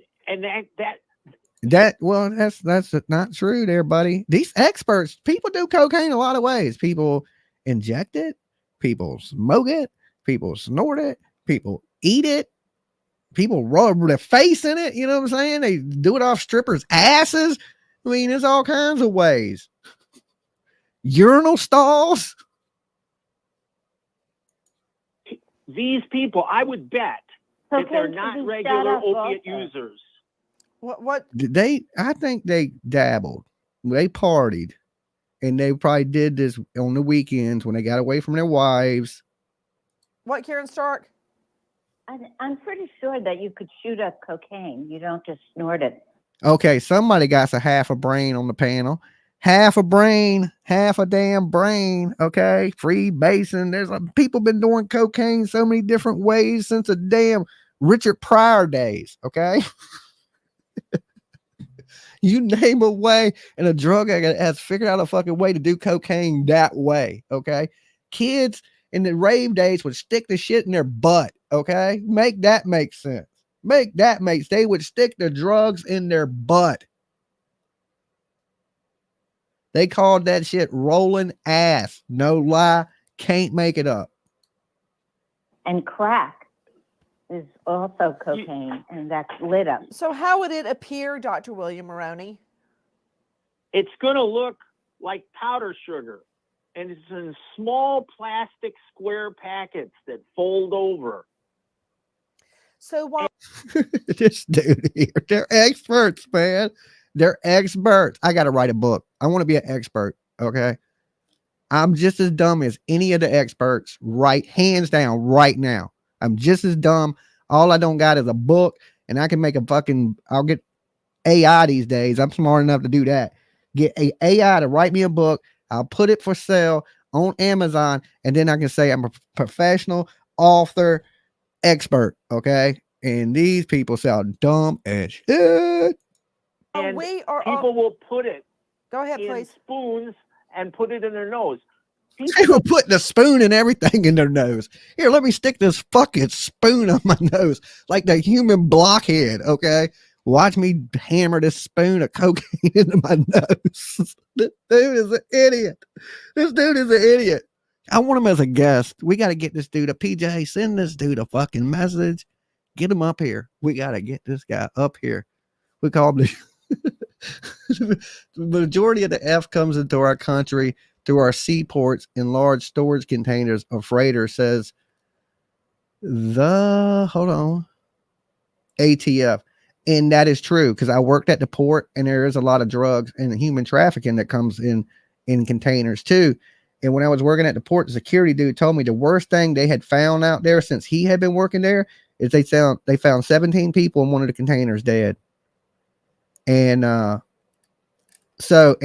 this port up here is owned by China or something now near me because I live right by a major port. So yeah, drugs a lot of things are coming in through the ports and the border. So I mean, like I'm saying, things are flooding into this country. It ain't like things are trickling into this country. They're flooding into this country. You can find hard drugs quicker than you can find, let's just say, weed. Okay, go out and try to find some weed. You can find H and F and C and almost fucking any major city on any corner. That's when drugs are flooding into the country. When there's just people dying every day right in front of you, worse than you've ever seen, there's a problem. Don't want to get high with cocaine. We've been injecting cocaine for decades, but this dude, we've been injecting cocaine for decades. I can't with him. I can't now. At this point, I can't take him serious. Okay. Additionally, good old boys, football fans, big tough guys, they snort this stuff while they're drinking. The good old boy. How are you gonna blame it on good old boys? Okay, the good old boys. Listen, I'm a good old boy. I don't do snorting cocaine while I'm drinking. Okay, I ain't doing that. Okay, one, I don't really watch too much football. Most Leslie, look at Nancy's face. Just look at her face. She's thinking my producer booked this fucking idiot, right? She's like, should I fire her? That's probably what she's thinking right now. That my whole panel of experts are fucking idiots. Like, she feels smart right now. Nancy's like, okay, I feel kind of fucking intelligent right now. This is too much. It would be interesting to see what's the blood alcohol level with this, because then it'll tell you that it's a casual timeline, a chronological drug delivery that begins. She's thinking about her damn Uber Eats order later. She's like, I wonder if they got my food in the dressing room. She's probably not even listening to this dude. You ever notice when you like go in front of a judge and they're reading a book, you up there pleading for your life and they ain't even fucking listening? That's the look Nancy got on her face. With alcohol, goes to cocaine, and surprisingly, there's taking a nap. Look, she ain't opened her eyes in 30 seconds. She's like, I'm gonna catch a nap real quick while this idiot talks. She's like, I was up late last night drinking champagne, living the luxurious life that I live in my fucking penthouse. This idiot's giving me a headache. in the cocaine, but we've seen this all across America. We've seen fentanyl in cocaine for almost a decade in New York, Boston, Baltimore, Detroit, Chicago. This dude gonna name the whole map: shrimp gumbo, shrimp scampi, shrimp kebabs. And people are afraid of it. So I don't go outside because there's fentanyl might be lurking in my bushes. Okay, I'll be like, fuck that, I ain't going out. Last time I checked the mail, fentanyl tried to get me. That's why they make fake pills. That's why they do the fake ones. Okay, they're not as, the fake ones. They jump out the bushes on you too. Oh my God, can we fire the experts, Nancy? We got to talk to your production team. But I got to sit down with them. We got to have a little Dolly powwow. I hope you bring your whole team with you to Crime Con, Nancy. We got to have a talk. We got to have a sit down. Okay, you can hire me for a pretty low price. Okay, I'll be like your little sidekick. I can live with it. Got to pay me good though. Dolly got to eat. it would also be very interesting. Barry Hutchins Sr., former LE and owner of Barry and Associates Investigative Services. It would also be interesting to find out if cops went into the home and processed it with drug dogs, a canine that could actually smell. Hey, were there lines of coke on the dining room table? Were there was lines of coke somewhere, Nancy? Okay. Or they, like your boy said, they took a spoon and chiseled that bitch into their nose. Okay, they chiseled that like a human blockhead. Or on the coffee table, or on a plate, or on any. Could have been a stripper's ass, Nancy. Okay, usually dudes that are partying usually do the cocaine off of strippers' asses. Surfaced in that home, right? Do you like minting money? Well, the lithium business is for you. The lithium margins right now are practically sold. I know That's correct. I know they didn't send me no investment commercial. I am so damn broke. What am I supposed to invest in? You know, one thing that the public needs to understand, I'm sure you understand this, being a former prosecutor, in regards to a crime scene, there's a rule that's very prevalent, and that is that something is always left at a crime scene. Why does this dude sound like Ernie Shell? Now I can't even listen to him. Okay, you can't take this dude serious now. He sounds like the damn lightning tiger. And something is always taken away from a crime scene. He's Mr. Kentucky. Now, that could be trace evidence. It could be physical evidence. So I think certainly that a drug dog could have been used. I haven't heard that a drug dog could have been used. And I don't know what kind of search even took place at the house, because that hasn't been made public here that I know of. But certainly Sounds like a mixture of damn Ernie Shell and Ricky Beavers. Think that the Kansas City Police Department and the Platte County Prosecutor's Office are looking at every angle as far as searching everything. And you touched on something earlier I think is really important as well, getting back to the defense lawyer and this subject moving out of the house as the homeowner right away. Do you know, here's a true fact, that you can reach in your wallet, and if you got a pocket full of money, ones and 20s and things of that nature, that some of your money contains drug residue on it. Okay. That people have used some of your money in your pocket to do drugs.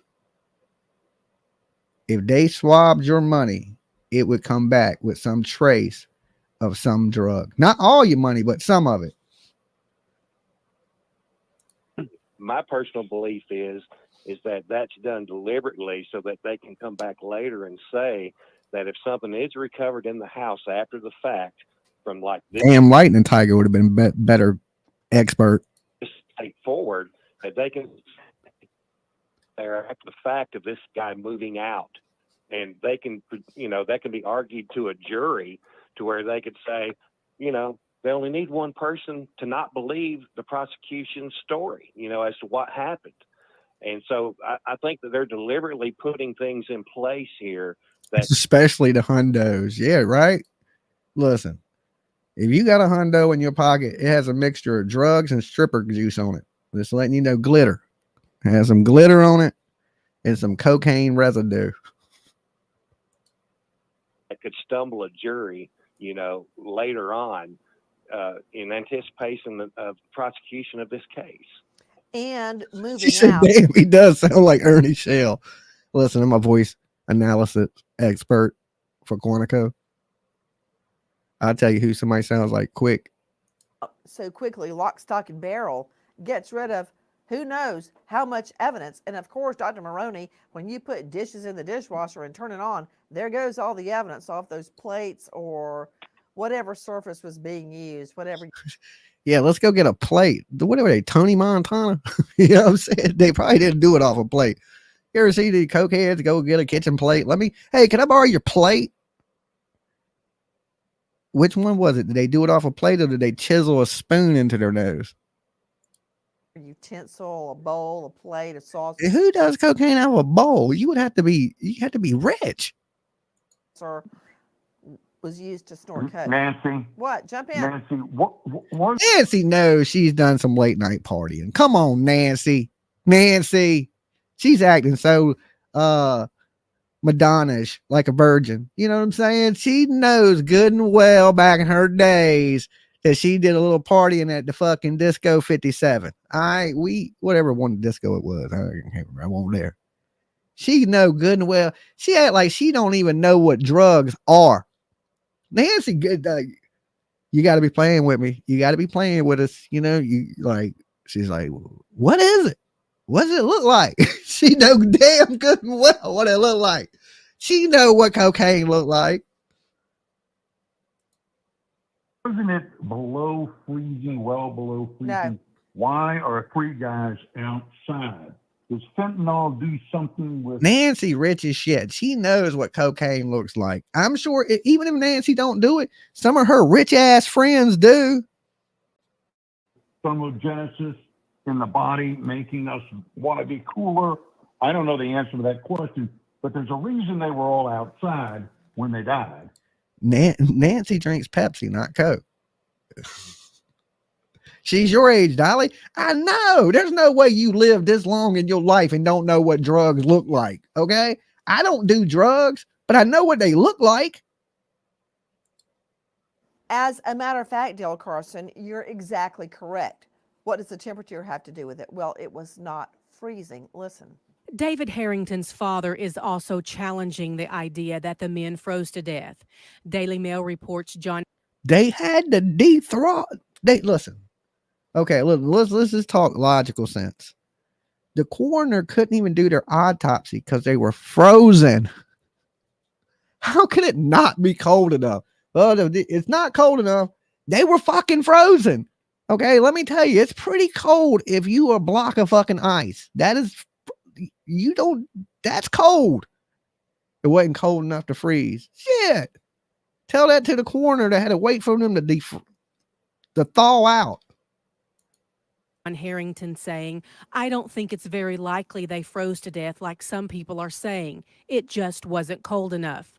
The temperature for Kansas City late in the night of Sunday, January 7, was around 36 degrees. No, it was from 18 to 30 degrees was and plus you got to consider wind chill factors and things like that being outside and the snow being on the ground. And to snow, it has to be 32 degrees. And the temp remained above freezing all day Monday, January 8. Tuesday, January 9 was the coldest day when it was 26 degrees by 2 p.m. and 20 at 10 p.m. The first 36 hours of the mystery, the temp is at or above freezing, and it is only the last 12 hours where it gets really cold. But that is a common misconception that the temp has to be freezing for a person to freeze to death. Wind chill factors, things of that nature, being wet, it has a variation to it. So maybe Nancy ain't as look, she's about to break into it. Like, look, boom, boom. See, I think Nancy plays the role like she don't know what drugs look like. She's just trying to get people talking, you know. She's trying to fill this silence, the void, you know, because she's running a show. You get people talking, you can kind of chill. So she's asking questions. Sometimes even I ask questions I know the answers to just to get people talking. don't freeze to death. It's not like putting a popsicle in the freezer. You get hypothermia and you die basically from exposure to cold temps. But what were you saying, Barry? Yeah, you'll go. Some people can even go into shock, hypothermia, body shut down, liver, kidney failures, all kinds of stuff from being out in the cold. Hutchinson, following up on what Dale Carson brought up.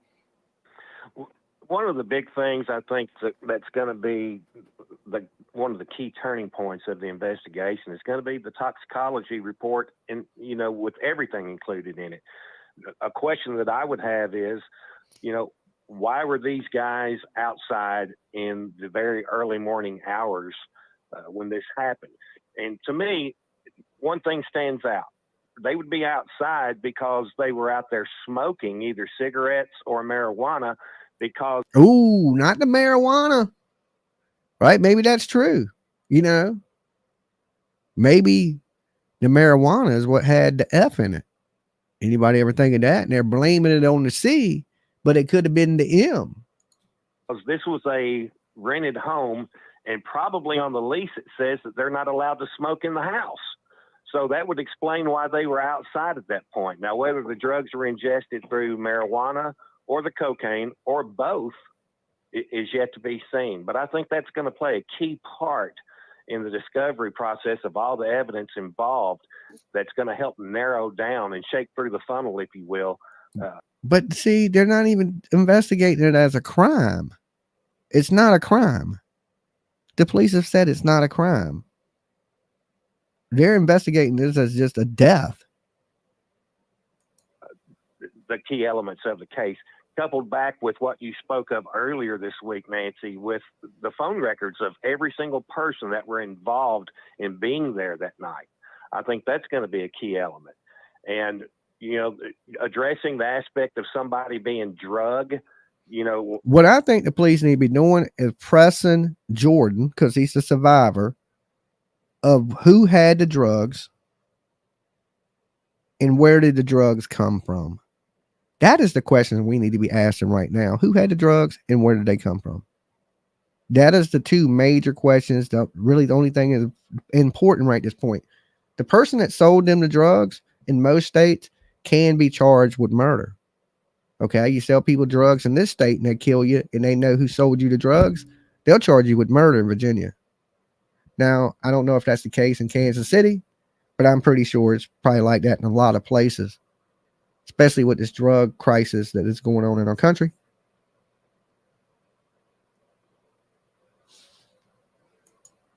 Or dragged, rather, to the outside area. I don't see that happening, because one of the guys, at least not by one person anyway, because it's my understanding that one of the victims involved was an approximation of 300 pounds. And that is a lot of weight that's not assisting you to be dragged anywhere. I mean, if you go to the police academy, one of the tests you have to take in the police academy to even get into the police academy is the dummy drag. And that dummy drag is a 160-pound dummy, but it's dead weight. And it feels like it weighs 500 pounds when you grab a hold of it. So I don't think that one person could have drugged that individual, any individual. But there, here's the thing. We don't know exactly what time they died. We don't know exactly what time they went outside. And at one point, there was two individuals there. There was Alex Lee there, and there was Jordan. Could the two of them carried them outside? Two people could have easily carried them, three people outside. And then Alex left and said, oh, everything was good. I mean, so there is a way they could have got outside. Could Jordan have drugged them by itself? One person can drag three people. Listen, if I had 3 dead bodies in my house and I wanted to get your ass out of here, I guarantee you, little as I am, and I'm only 165 pounds, 70, 165, 170, probably 165-ish. I could get you the hell up out of here. And I'm a small person. And that's if you was a big person. I'd get you out. You can believe that.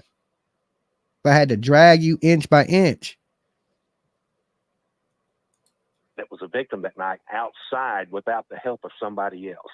So I think that's going to be a key element also. That's going to be investigated. Ernie he done infiltrated Nancy Grace, right? He done got up in there and said, I'm an expert, and they let him on. He really ain't no expert. He's like, when they put the brain chip in, To you, Dr. William Maroney, expert in not only fentanyl, but all sorts of opioid related deaths and studies of it. Dr. Maroney, what do you make? It was a doctor too that sounded so like he didn't know what the hell he was talking about. And that man's a doctor. Of what we're saying regarding Dale Carson's question, is there something about fentanyl that makes you hot? Would they want to go outside in those kind of temperatures? And also address the issue of freezing. Well, I agree that there's no way anybody froze there. I lived in Kansas City for 12 years.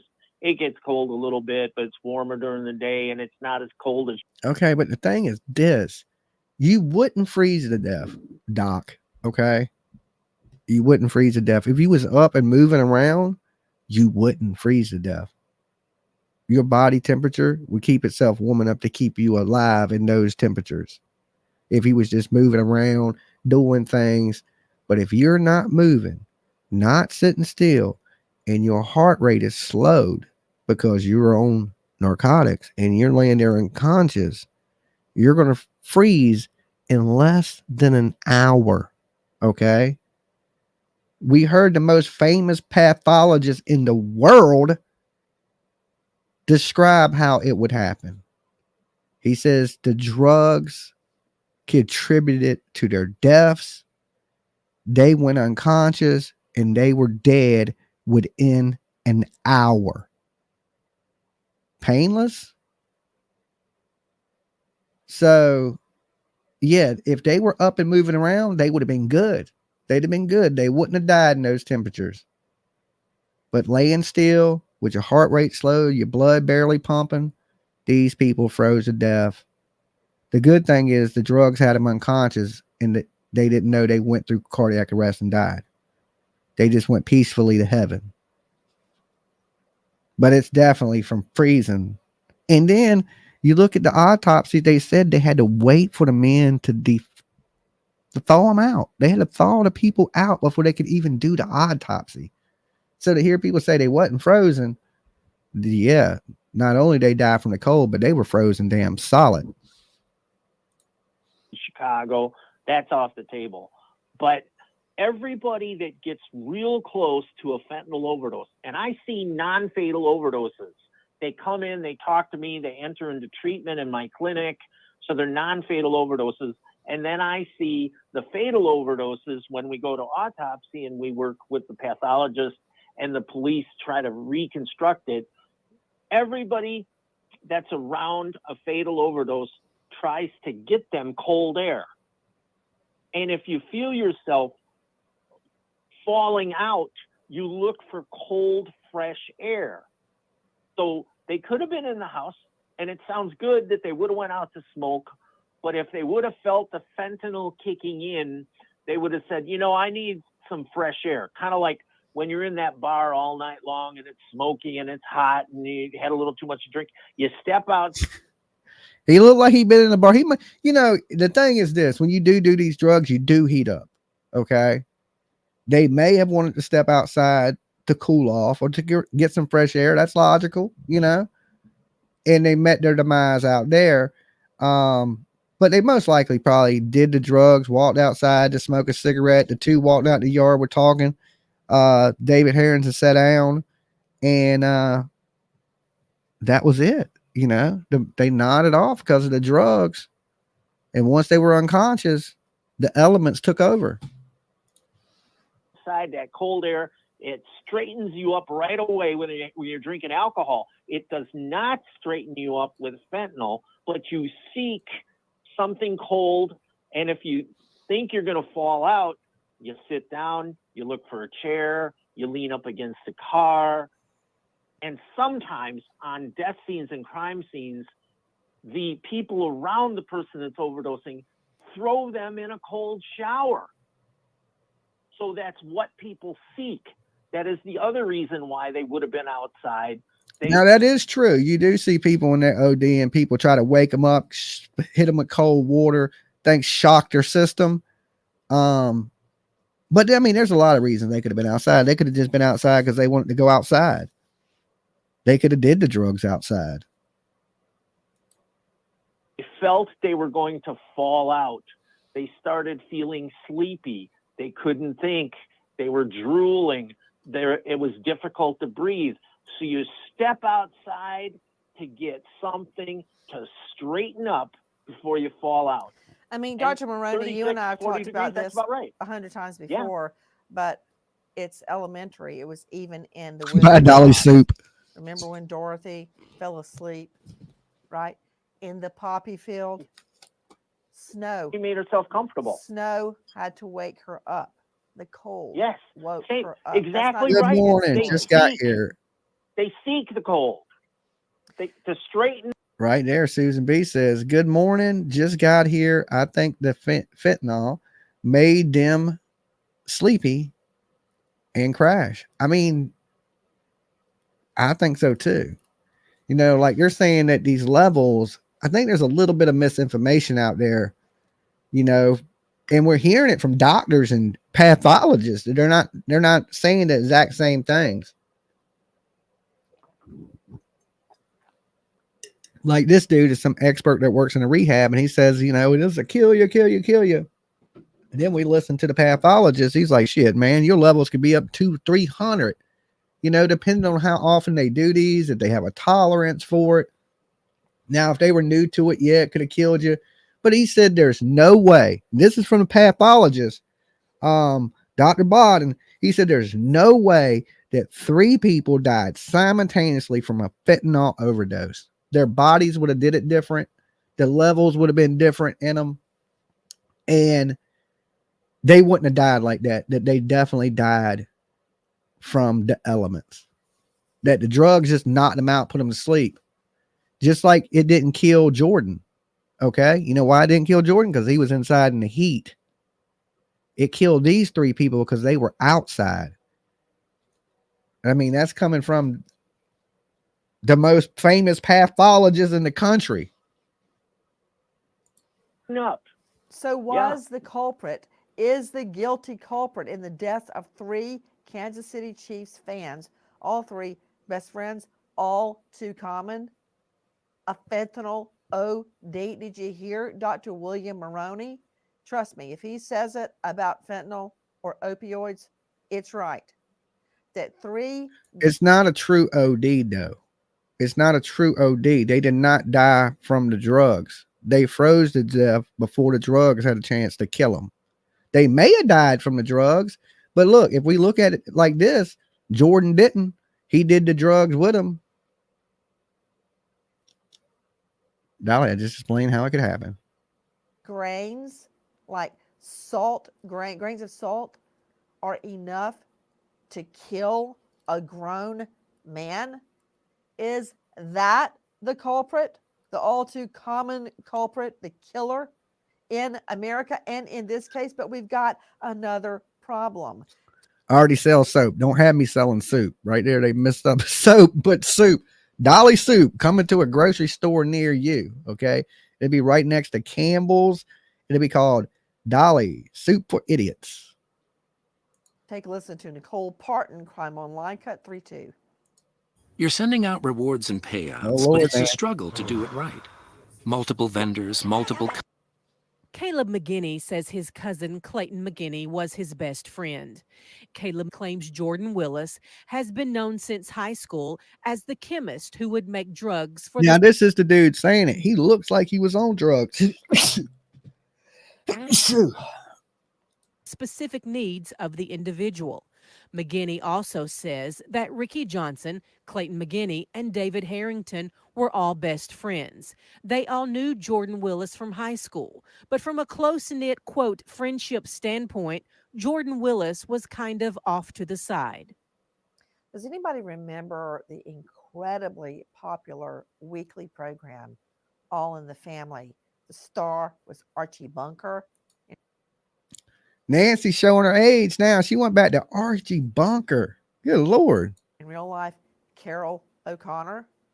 He went head to head in court with his son's drug supplier. His son died of an overdose, and Carol O'Connor won. So based on what we're hearing from Nicole Parton at crimeonline.com, Free Clubber says, use Dolly soap to keep from freezing in the snow.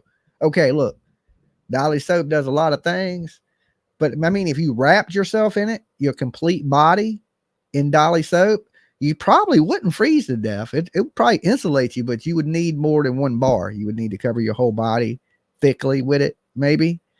I don't know. So we can't put that out there that it could keep you from freezing to death. But let's just say allegedly it can keep you from freezing to death. Buy dollysoap.com. Keep Dolly alive, baby. Also, if you got an extra buck or two, we're taking donations to get to Crime Con 2024 this year. Every penny helps. I think I have the link posted at the top. So if you got a buck or two, you can spare to get Dolly to the big show. I appreciate it.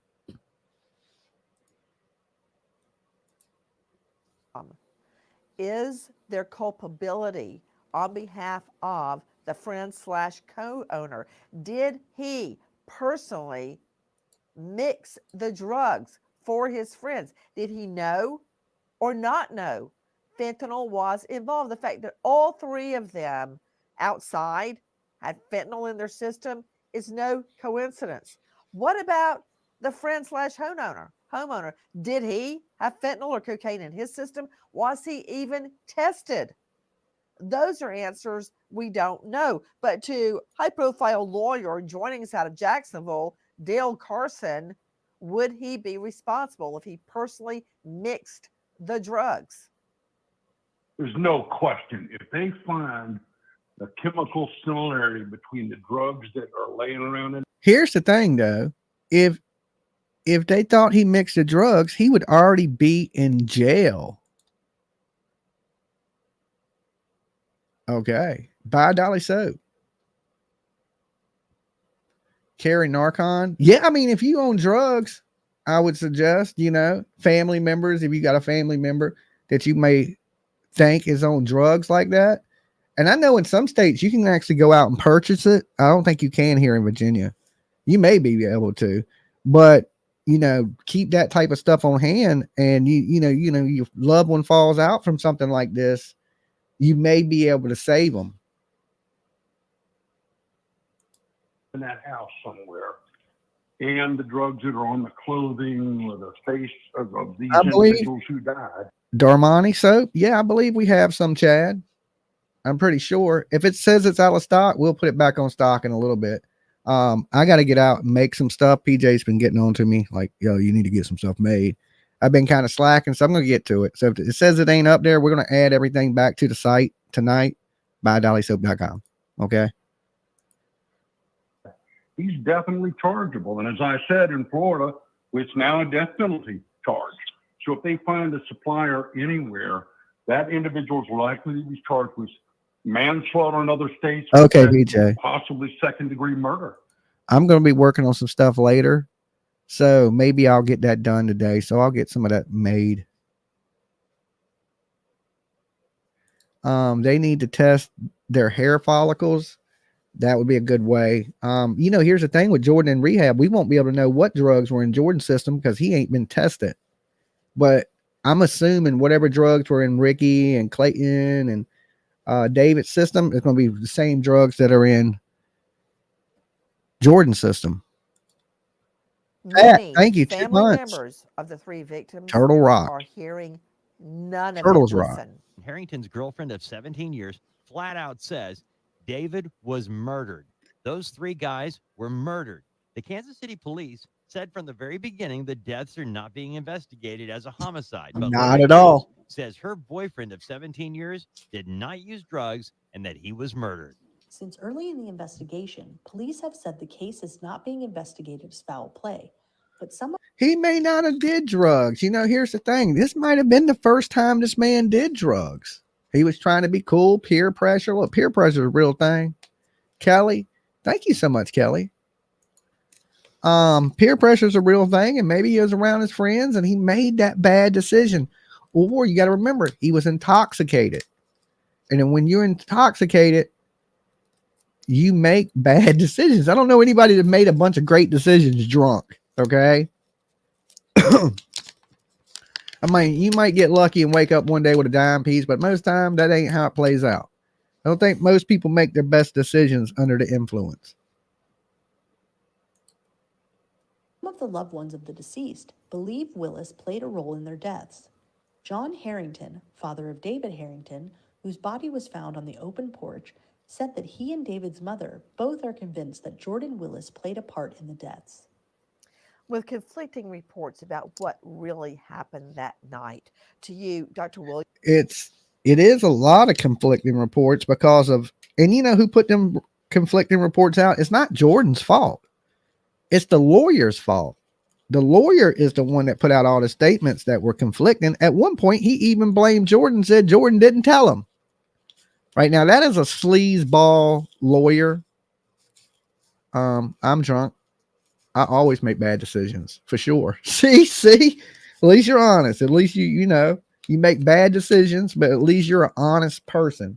You can admit that, you know, that you make terrible decisions when you're drinking.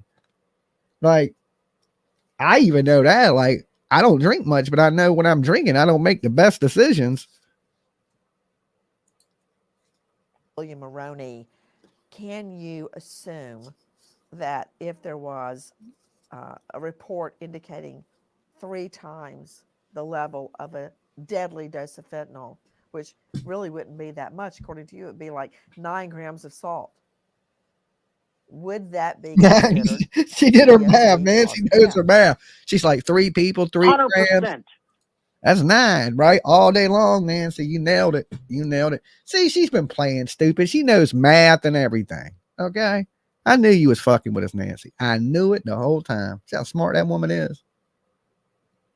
That's 9 grams a day. Grains of salt right there. That's 9 grains. 100%.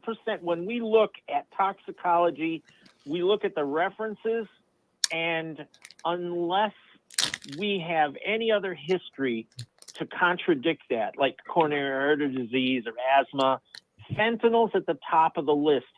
Fentanyl is the #1 killer between the age of 19 and 50 in Americans with drug toxicity deaths. And the other thing is, when we look at the ratio, I know I'm going to talk. Okay, this dude sounds like damn 3 Dot Dave for anybody that watches this channel.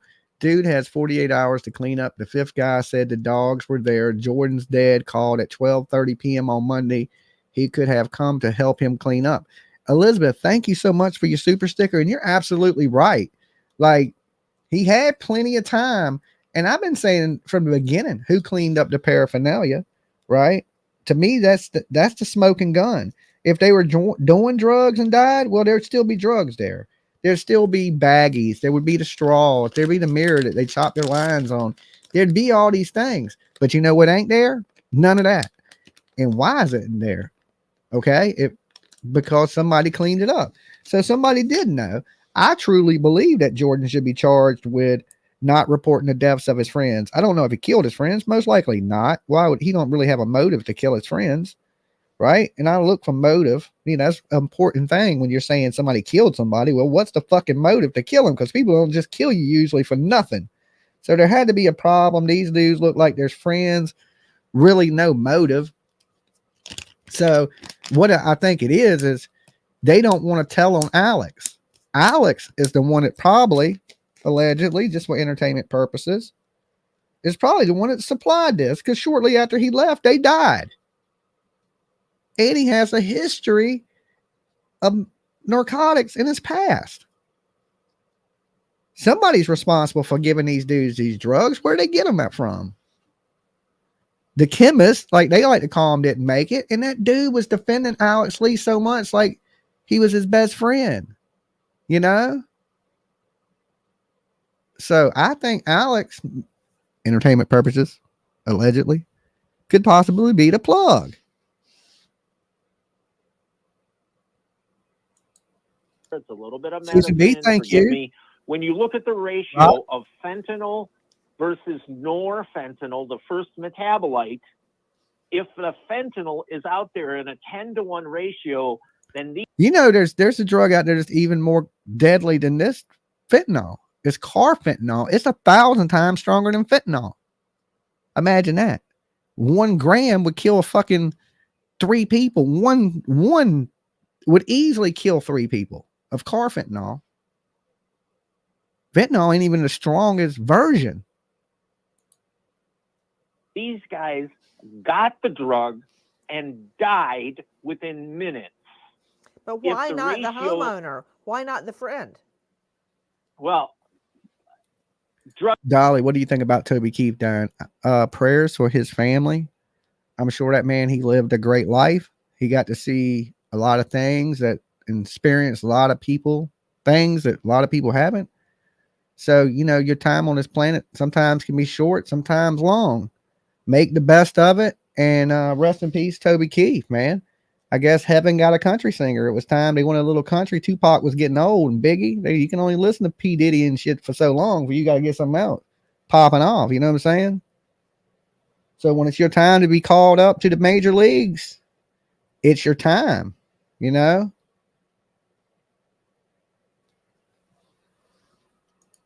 Drug dealers don't like doing their own drugs. They don't make money doing that. Then this is all Don't get high off your own supply. The scale. The more he has to sell, we not only have to look at the house, look at the garbage, look at what he's had out there, look in the garage, look in the basement.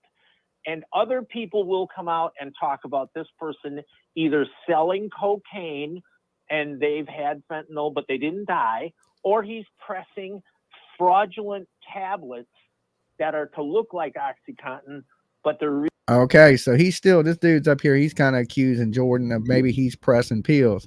Now, I'm sure the police went in the house. If they would have seen pill press in a laboratory where you were making drugs and found drugs, he would already be in jail. So I don't think this dude was manufacturing any drugs. Somebody came over there before they did these drugs. Who was that person? That person leaves. They die. Okay. They all do drugs. They die. They die. And the family comes out and says, oh, this guy's a great dude. I don't trust that. I still truly believe, for entertainment purposes, legal reasons, allegedly, that player number 5 is the plug. Okay. Did they do too much, or does he have a bad batch of drugs? But if I was the police, I'd be digging into player 5's ass. really fentanyl. If you look back at that ratio, the ratio of the parent compound to the metabolite will tell you how fast they died. It's going to be critical too. The other problem to you, Barry Hutchinson Sr., Karen Stark, and Dale Carson, are all the, let me just say euphemistically, conflicting statements, inconsistent statements, also known as lies, that the homeowner / friend has told, that there wasn't a fifth person there, and then the fifth person emerges, that his dogs were at his dad's house. That's important because... But this is what, listen, he paid a lawyer. Nancy, you know this. That lawyer, he never got out there and said anything, which is smart. He never said anything. The lawyer has inconsistent statements. The lawyer needs a lawyer. He's the one that came out here and lied, and not even for like 3 minutes straight. He couldn't keep it for a full interview. Every interview he did, he changed the story. Every interview changed. That was his lawyer. That wasn't Jordan. We don't know what Jordan said to his lawyer. His lawyer can come out and say any fucking thing. You know, that don't mean Jordan said that. You know, he's the lawyer's sleazy. That's what we're dealing with. Is we're dealing with a touchy situation of a bad friend and a sleazy attorney. In almost 3 days, when you have to take dogs outside, the fifth friend says no, they were there at midnight, the night of the death. It just goes on and on. Did the guys leave and come back? Were they there the whole time? Were they dragged outside? The doors were locked. The doors were unlocked. I mean, those are just some of the inconsistent reports given by the friend / homeowner. AKA Nancy Grace lies. I like how she said that, you know, inconsistent statements, you know, basically lies. That doesn't look good, Barry Hutchinson Sr., because if this is just a horrible accident and the only culprit is fentanyl, then why lie? Well, I think that this individual that was the homeowner there, I think that he realizes that the accusatory finger is going to be pointed to him. I think that he's smart enough to understand that. I think he's trying to come up with some kind of, plausible deniability of being involved. I think that he's trying to make up a story that, hey, it wasn't me, it wasn't this, it wasn't that. But there's so much. I mean, that's a fact. He is going to do that. I mean, just think if you was in the same situation as Jordan, you did a bunch of drugs with your friends, you woke up, they dead. You're like, man, they're going to blame me. Lawyer the fuck up. I mean, it's not crazy to see that happen. It's a little sleazy without going to the family first. Dolly, will you be booking in hotel at CrimeCon? No, most likely I'm going to be staying in my trailer at CrimeCon. You think CrimeCon's expensive? You should see the prices of the hotels, okay? It is outrageous, and everything is selling out so fast in that, because like last year, 2023, when they had Nancy Grace, they had Chris Hansen, they had every top podcaster, they had even Dr. Bodden was there. I'd like to meet him too. That'd be cool. There's a lot of people I'm hoping are there, but they haven't announced a list of people yet. So I'm looking forward to that. We got a couple. Wait, let's see. Probably about 2 months, we'll know who's going to be there. It sells out months before it even takes place, which is crazy, because I thought this is something that, you can't sit around because they'll sell everything out. So we've been watching the number of things they have so we know we can get in there in time.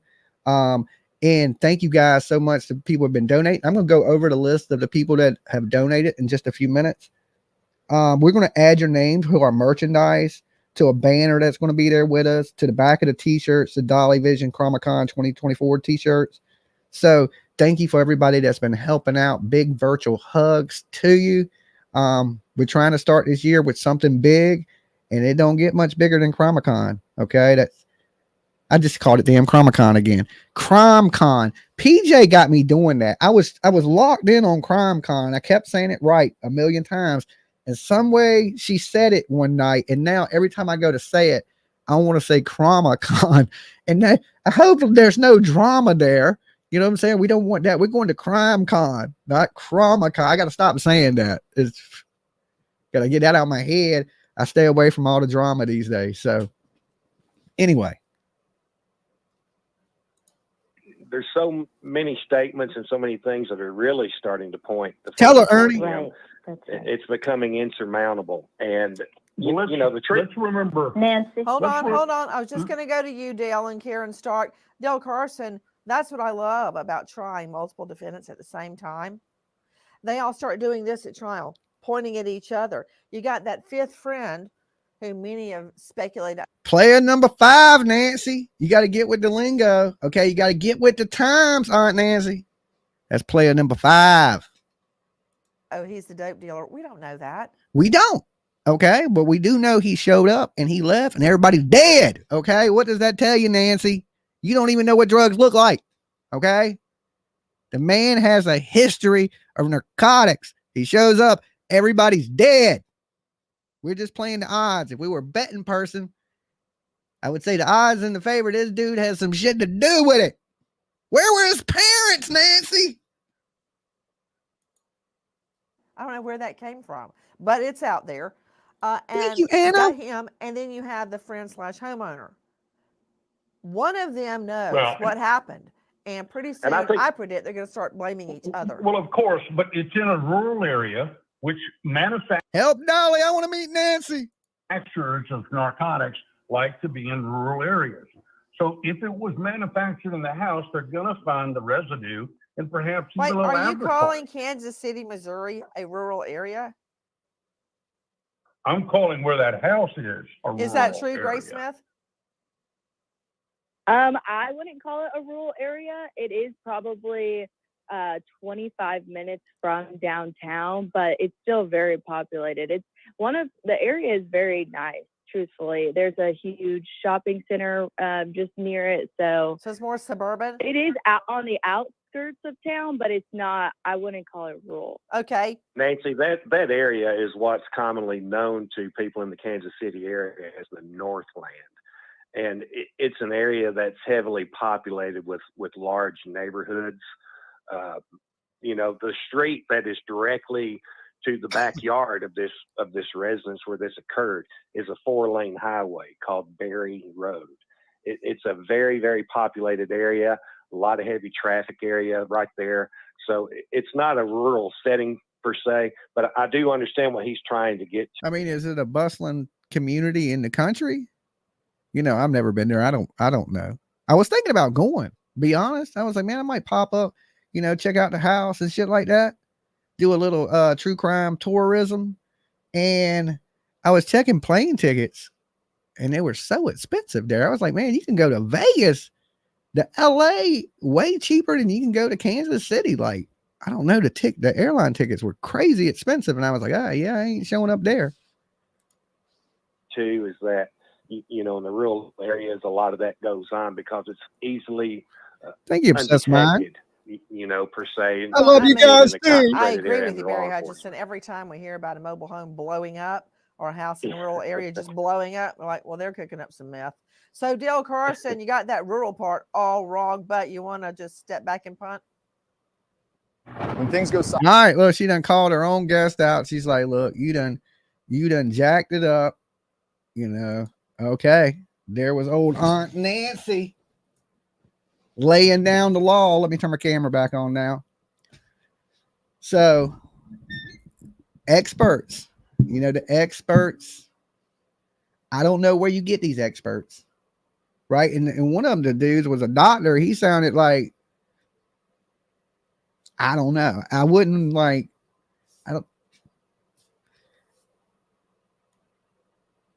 I don't know what to say.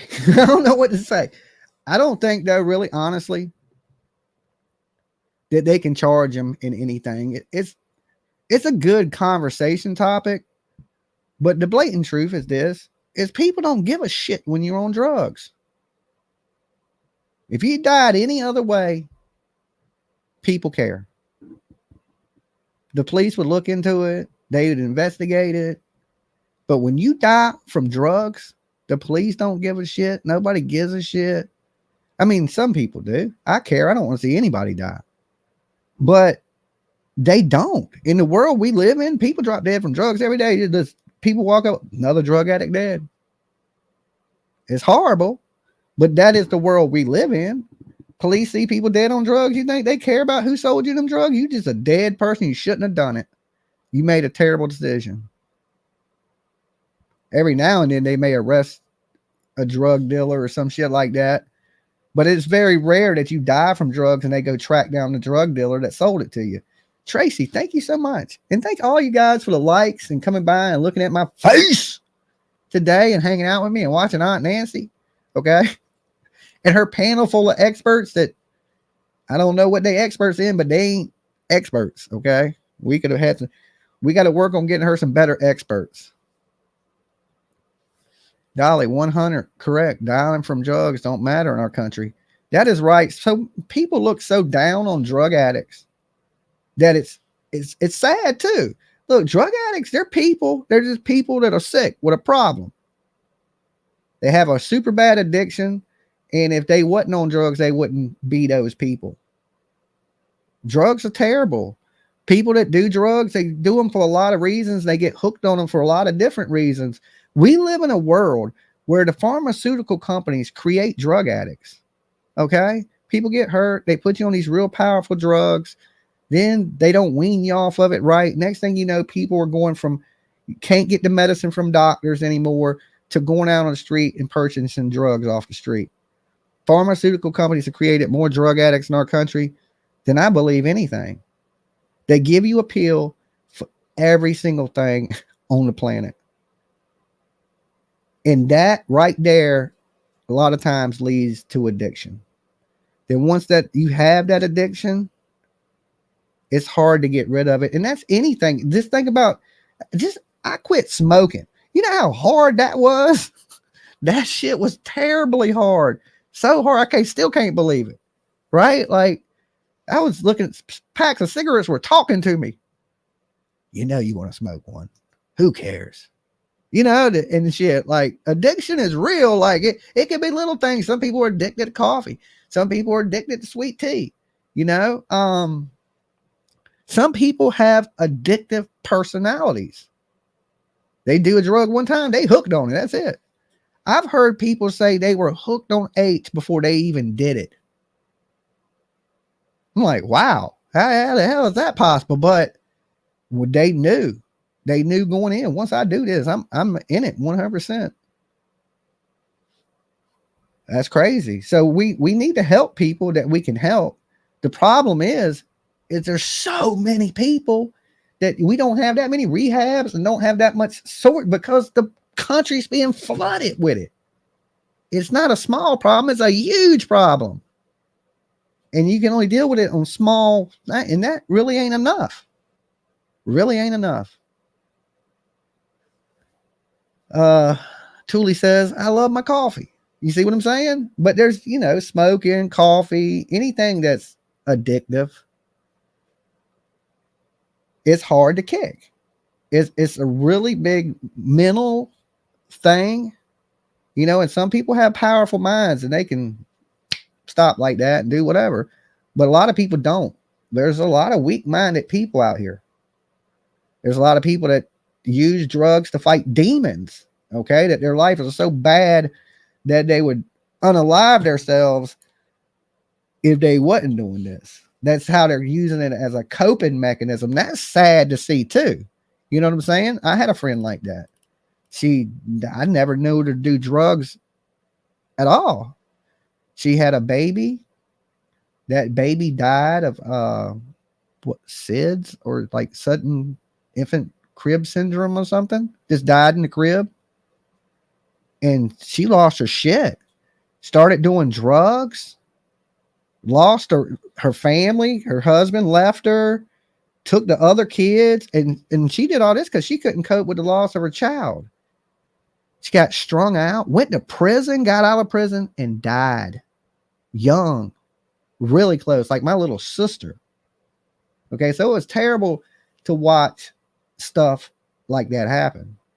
And she used it as a coping mechanism. When I talked to her, she told me, she was like, she was just like in a situation where she didn't want to live and she didn't care if it killed her. And that's horrible. That's, you know, but there's other ways to cope with things that you don't have to turn to drugs. Therapists, friends, family, things of that nature. But, you know, like I said, some people just do drugs because they want to get high. You know, they ain't battling demons. They just, let's get high, let's party, you know?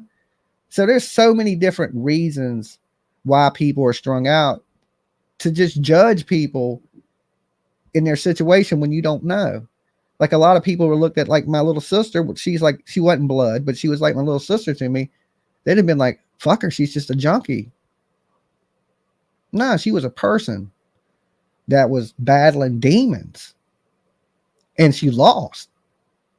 Some of these demons that you battle in this world, some of the scars that you carry can kill you. And it's sad to see people go these paths. It's more about helping people. I don't think we should imprison drug addicts. Drug dealers? Yes. Drug addicts? We need to help these people. If we can build prisons, we can build rehabs.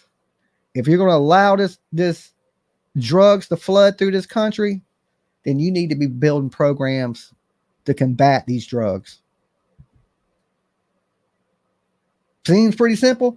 Dolly for president, 2020. What year did they vote for president? This year? I don't know. I hate election time. Everybody goes fucking crazy anytime there's an election in this country.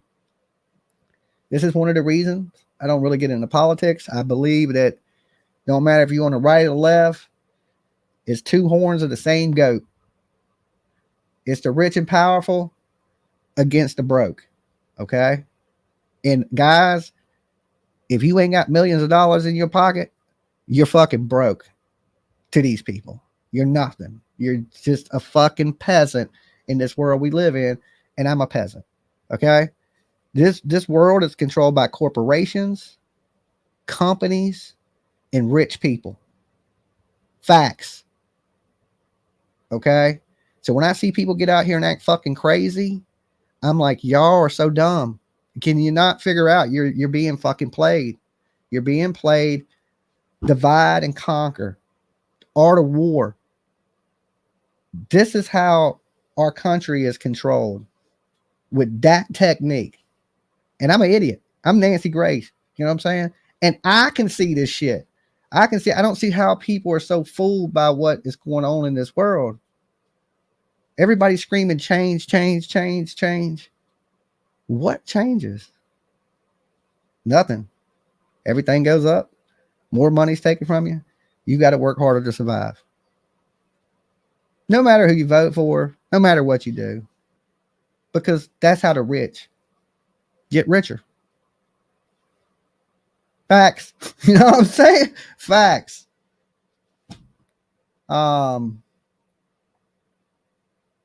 We are free range slaves. Yeah. Yeah. You know, basically what it is. Anyway, I've been here with you guys 2.5 hours this morning. I got to grab me something to drink, grab me some food. I will be back with you guys later today. Oh, yeah. Before I go, though, I want to shout out these people that have been donating to the me and PJ getting to CramaCon 2024. I don't want to forget about you guys, because I wish I could give you a big virtual hug, reach out and grab you. So let me share this real fast so we can go over these people. My turtles. You guys are the best. Okay. So we got so far 13 donations and 48 prayers. Thank you guys for the prayers. Them are important too. So if you ain't got $1 to give us or a couple bucks to help us, drop us a prayer. They're always appreciated. Okay. Let's see. Let's shout these people out real fast. Jennifer, thank you so much. Big love. It says Dolly and PJ are the best. Have so much fun, you guys. Thank you, Jennifer. Okay, anonymous donor says, love you kids and can't wait for you to hit your goal. Thank you guys. Thank you so much. Heather, whatever. Wish it was more. Have fun. Heather, if it was a quarter, thank you so much. Okay, it don't matter. You gave. We love you. Thank you so much. Okay, it ain't about what you gave. It's the fact that you would give and help me out. You're awesome. Okay, it don't have to be 100. It ain't got to be 50. It could be $1. I love all you guys the same. Thank you for helping me. Like I'm able to accomplish so much because of you guys. All right, and I appreciate every bit of it. And I just want to give the love back that you guys give me. Okay, Donna L says you guys need to be there from Maryland. Thank you, Donna L. And we're going to be there. And we hope to meet as many of you guys as we can. We know CramaCon's super expensive, right? CramaCon. And we're going to do a meet and greet somewhere at a restaurant or a pub or somewhere else there where it don't cost you nothing to get in. So if you don't have anything and you still want to meet Dolly and PJ and you're in that area, we will set up something so you can come out and meet us. But also we'll have a meet and greet set up for there at CrimeCon. Kristen, she doesn't leave a comment. Thank you, Kristen. Okay. Even if you didn't leave a comment, we still love you. Rosemary, she didn't leave a comment either. Rosemary, we still love you too, even though you didn't leave a comment. Caitlin, hope this helps. Caitlin, you always are the bomb. You always helping. You give so much and do so much for Dolly Vision. I so look forward to meeting you one day, giving you a big ass real hug instead of a virtual hug. Gina, also known as Gina 1959. Thank you, Gina. You're the best. So like I said, guys, your names are going to go on the back of the t-shirts that we're going to do for CramaCon. PJ, I'm going to kill you. CrimeCon 2024. Madonna says, you will reach the magic number. This is the year of the Turtle King. Thank you, Madonna. All right. You're awesome. Crystal says, y'all are awesome. Thank you so much, Crystal. Okay. And that's everybody who has chipped in on the Dolly Fund. You guys are absolutely great. Dolly loves you. Bring it in. Big virtual hugs to everybody just for being here, for liking the videos, for sharing, for just even caring. Okay. So I appreciate everybody for every little single thing. Don't thank Dolly. Don't. Okay. I'm just glad y'all here and y'all give me a voice that you guys feel like listening to. Plus, I like joking around with you guys and have a good time. It's good therapy for me in the mornings. So I've been doing this every morning now, kind of getting up. I hope it's good for you guys and it takes your mind off the crazy world you live in for a little bit. And we're going to be in Nashville. We're going to have an awesome time. We're going to do really big things this year. I got some surprises and we're going to be all over the place. So it's going to be an awesome year. And I'm really stoked for it. Right. I know that's an old school ass word, but I'm hyped. Okay. I had to get a little more modern. Liddy, whatever the kids use these days. I'm just ready to do it. I'm ready, I'm ready to get this year popping and going. I'm ready for the weather to warm up because Dolly don't work the best in the cold. I'm kind of like a bear, kind of hibernate in the winter. But as soon as the weather breaks, I'm ready to get out, see the country, meet some of you guys this year, cover some cool cases, and let's have some damn fun. All right. Who's down with that? Replay crew, if you made it this far into a replay, 2.5 hours, you are a trooper. Okay. I need to give you a hug personally. So I can't wait to meet some of you guys and put, faces to names and things like that. It's going to be an awesome year, guys. I hope y'all look for it. I look forward to it. And I'll see you guys in a little while. Let Dolly go get some food because Dolly got to eat. Okay. And I'll see y'all soon. Peace.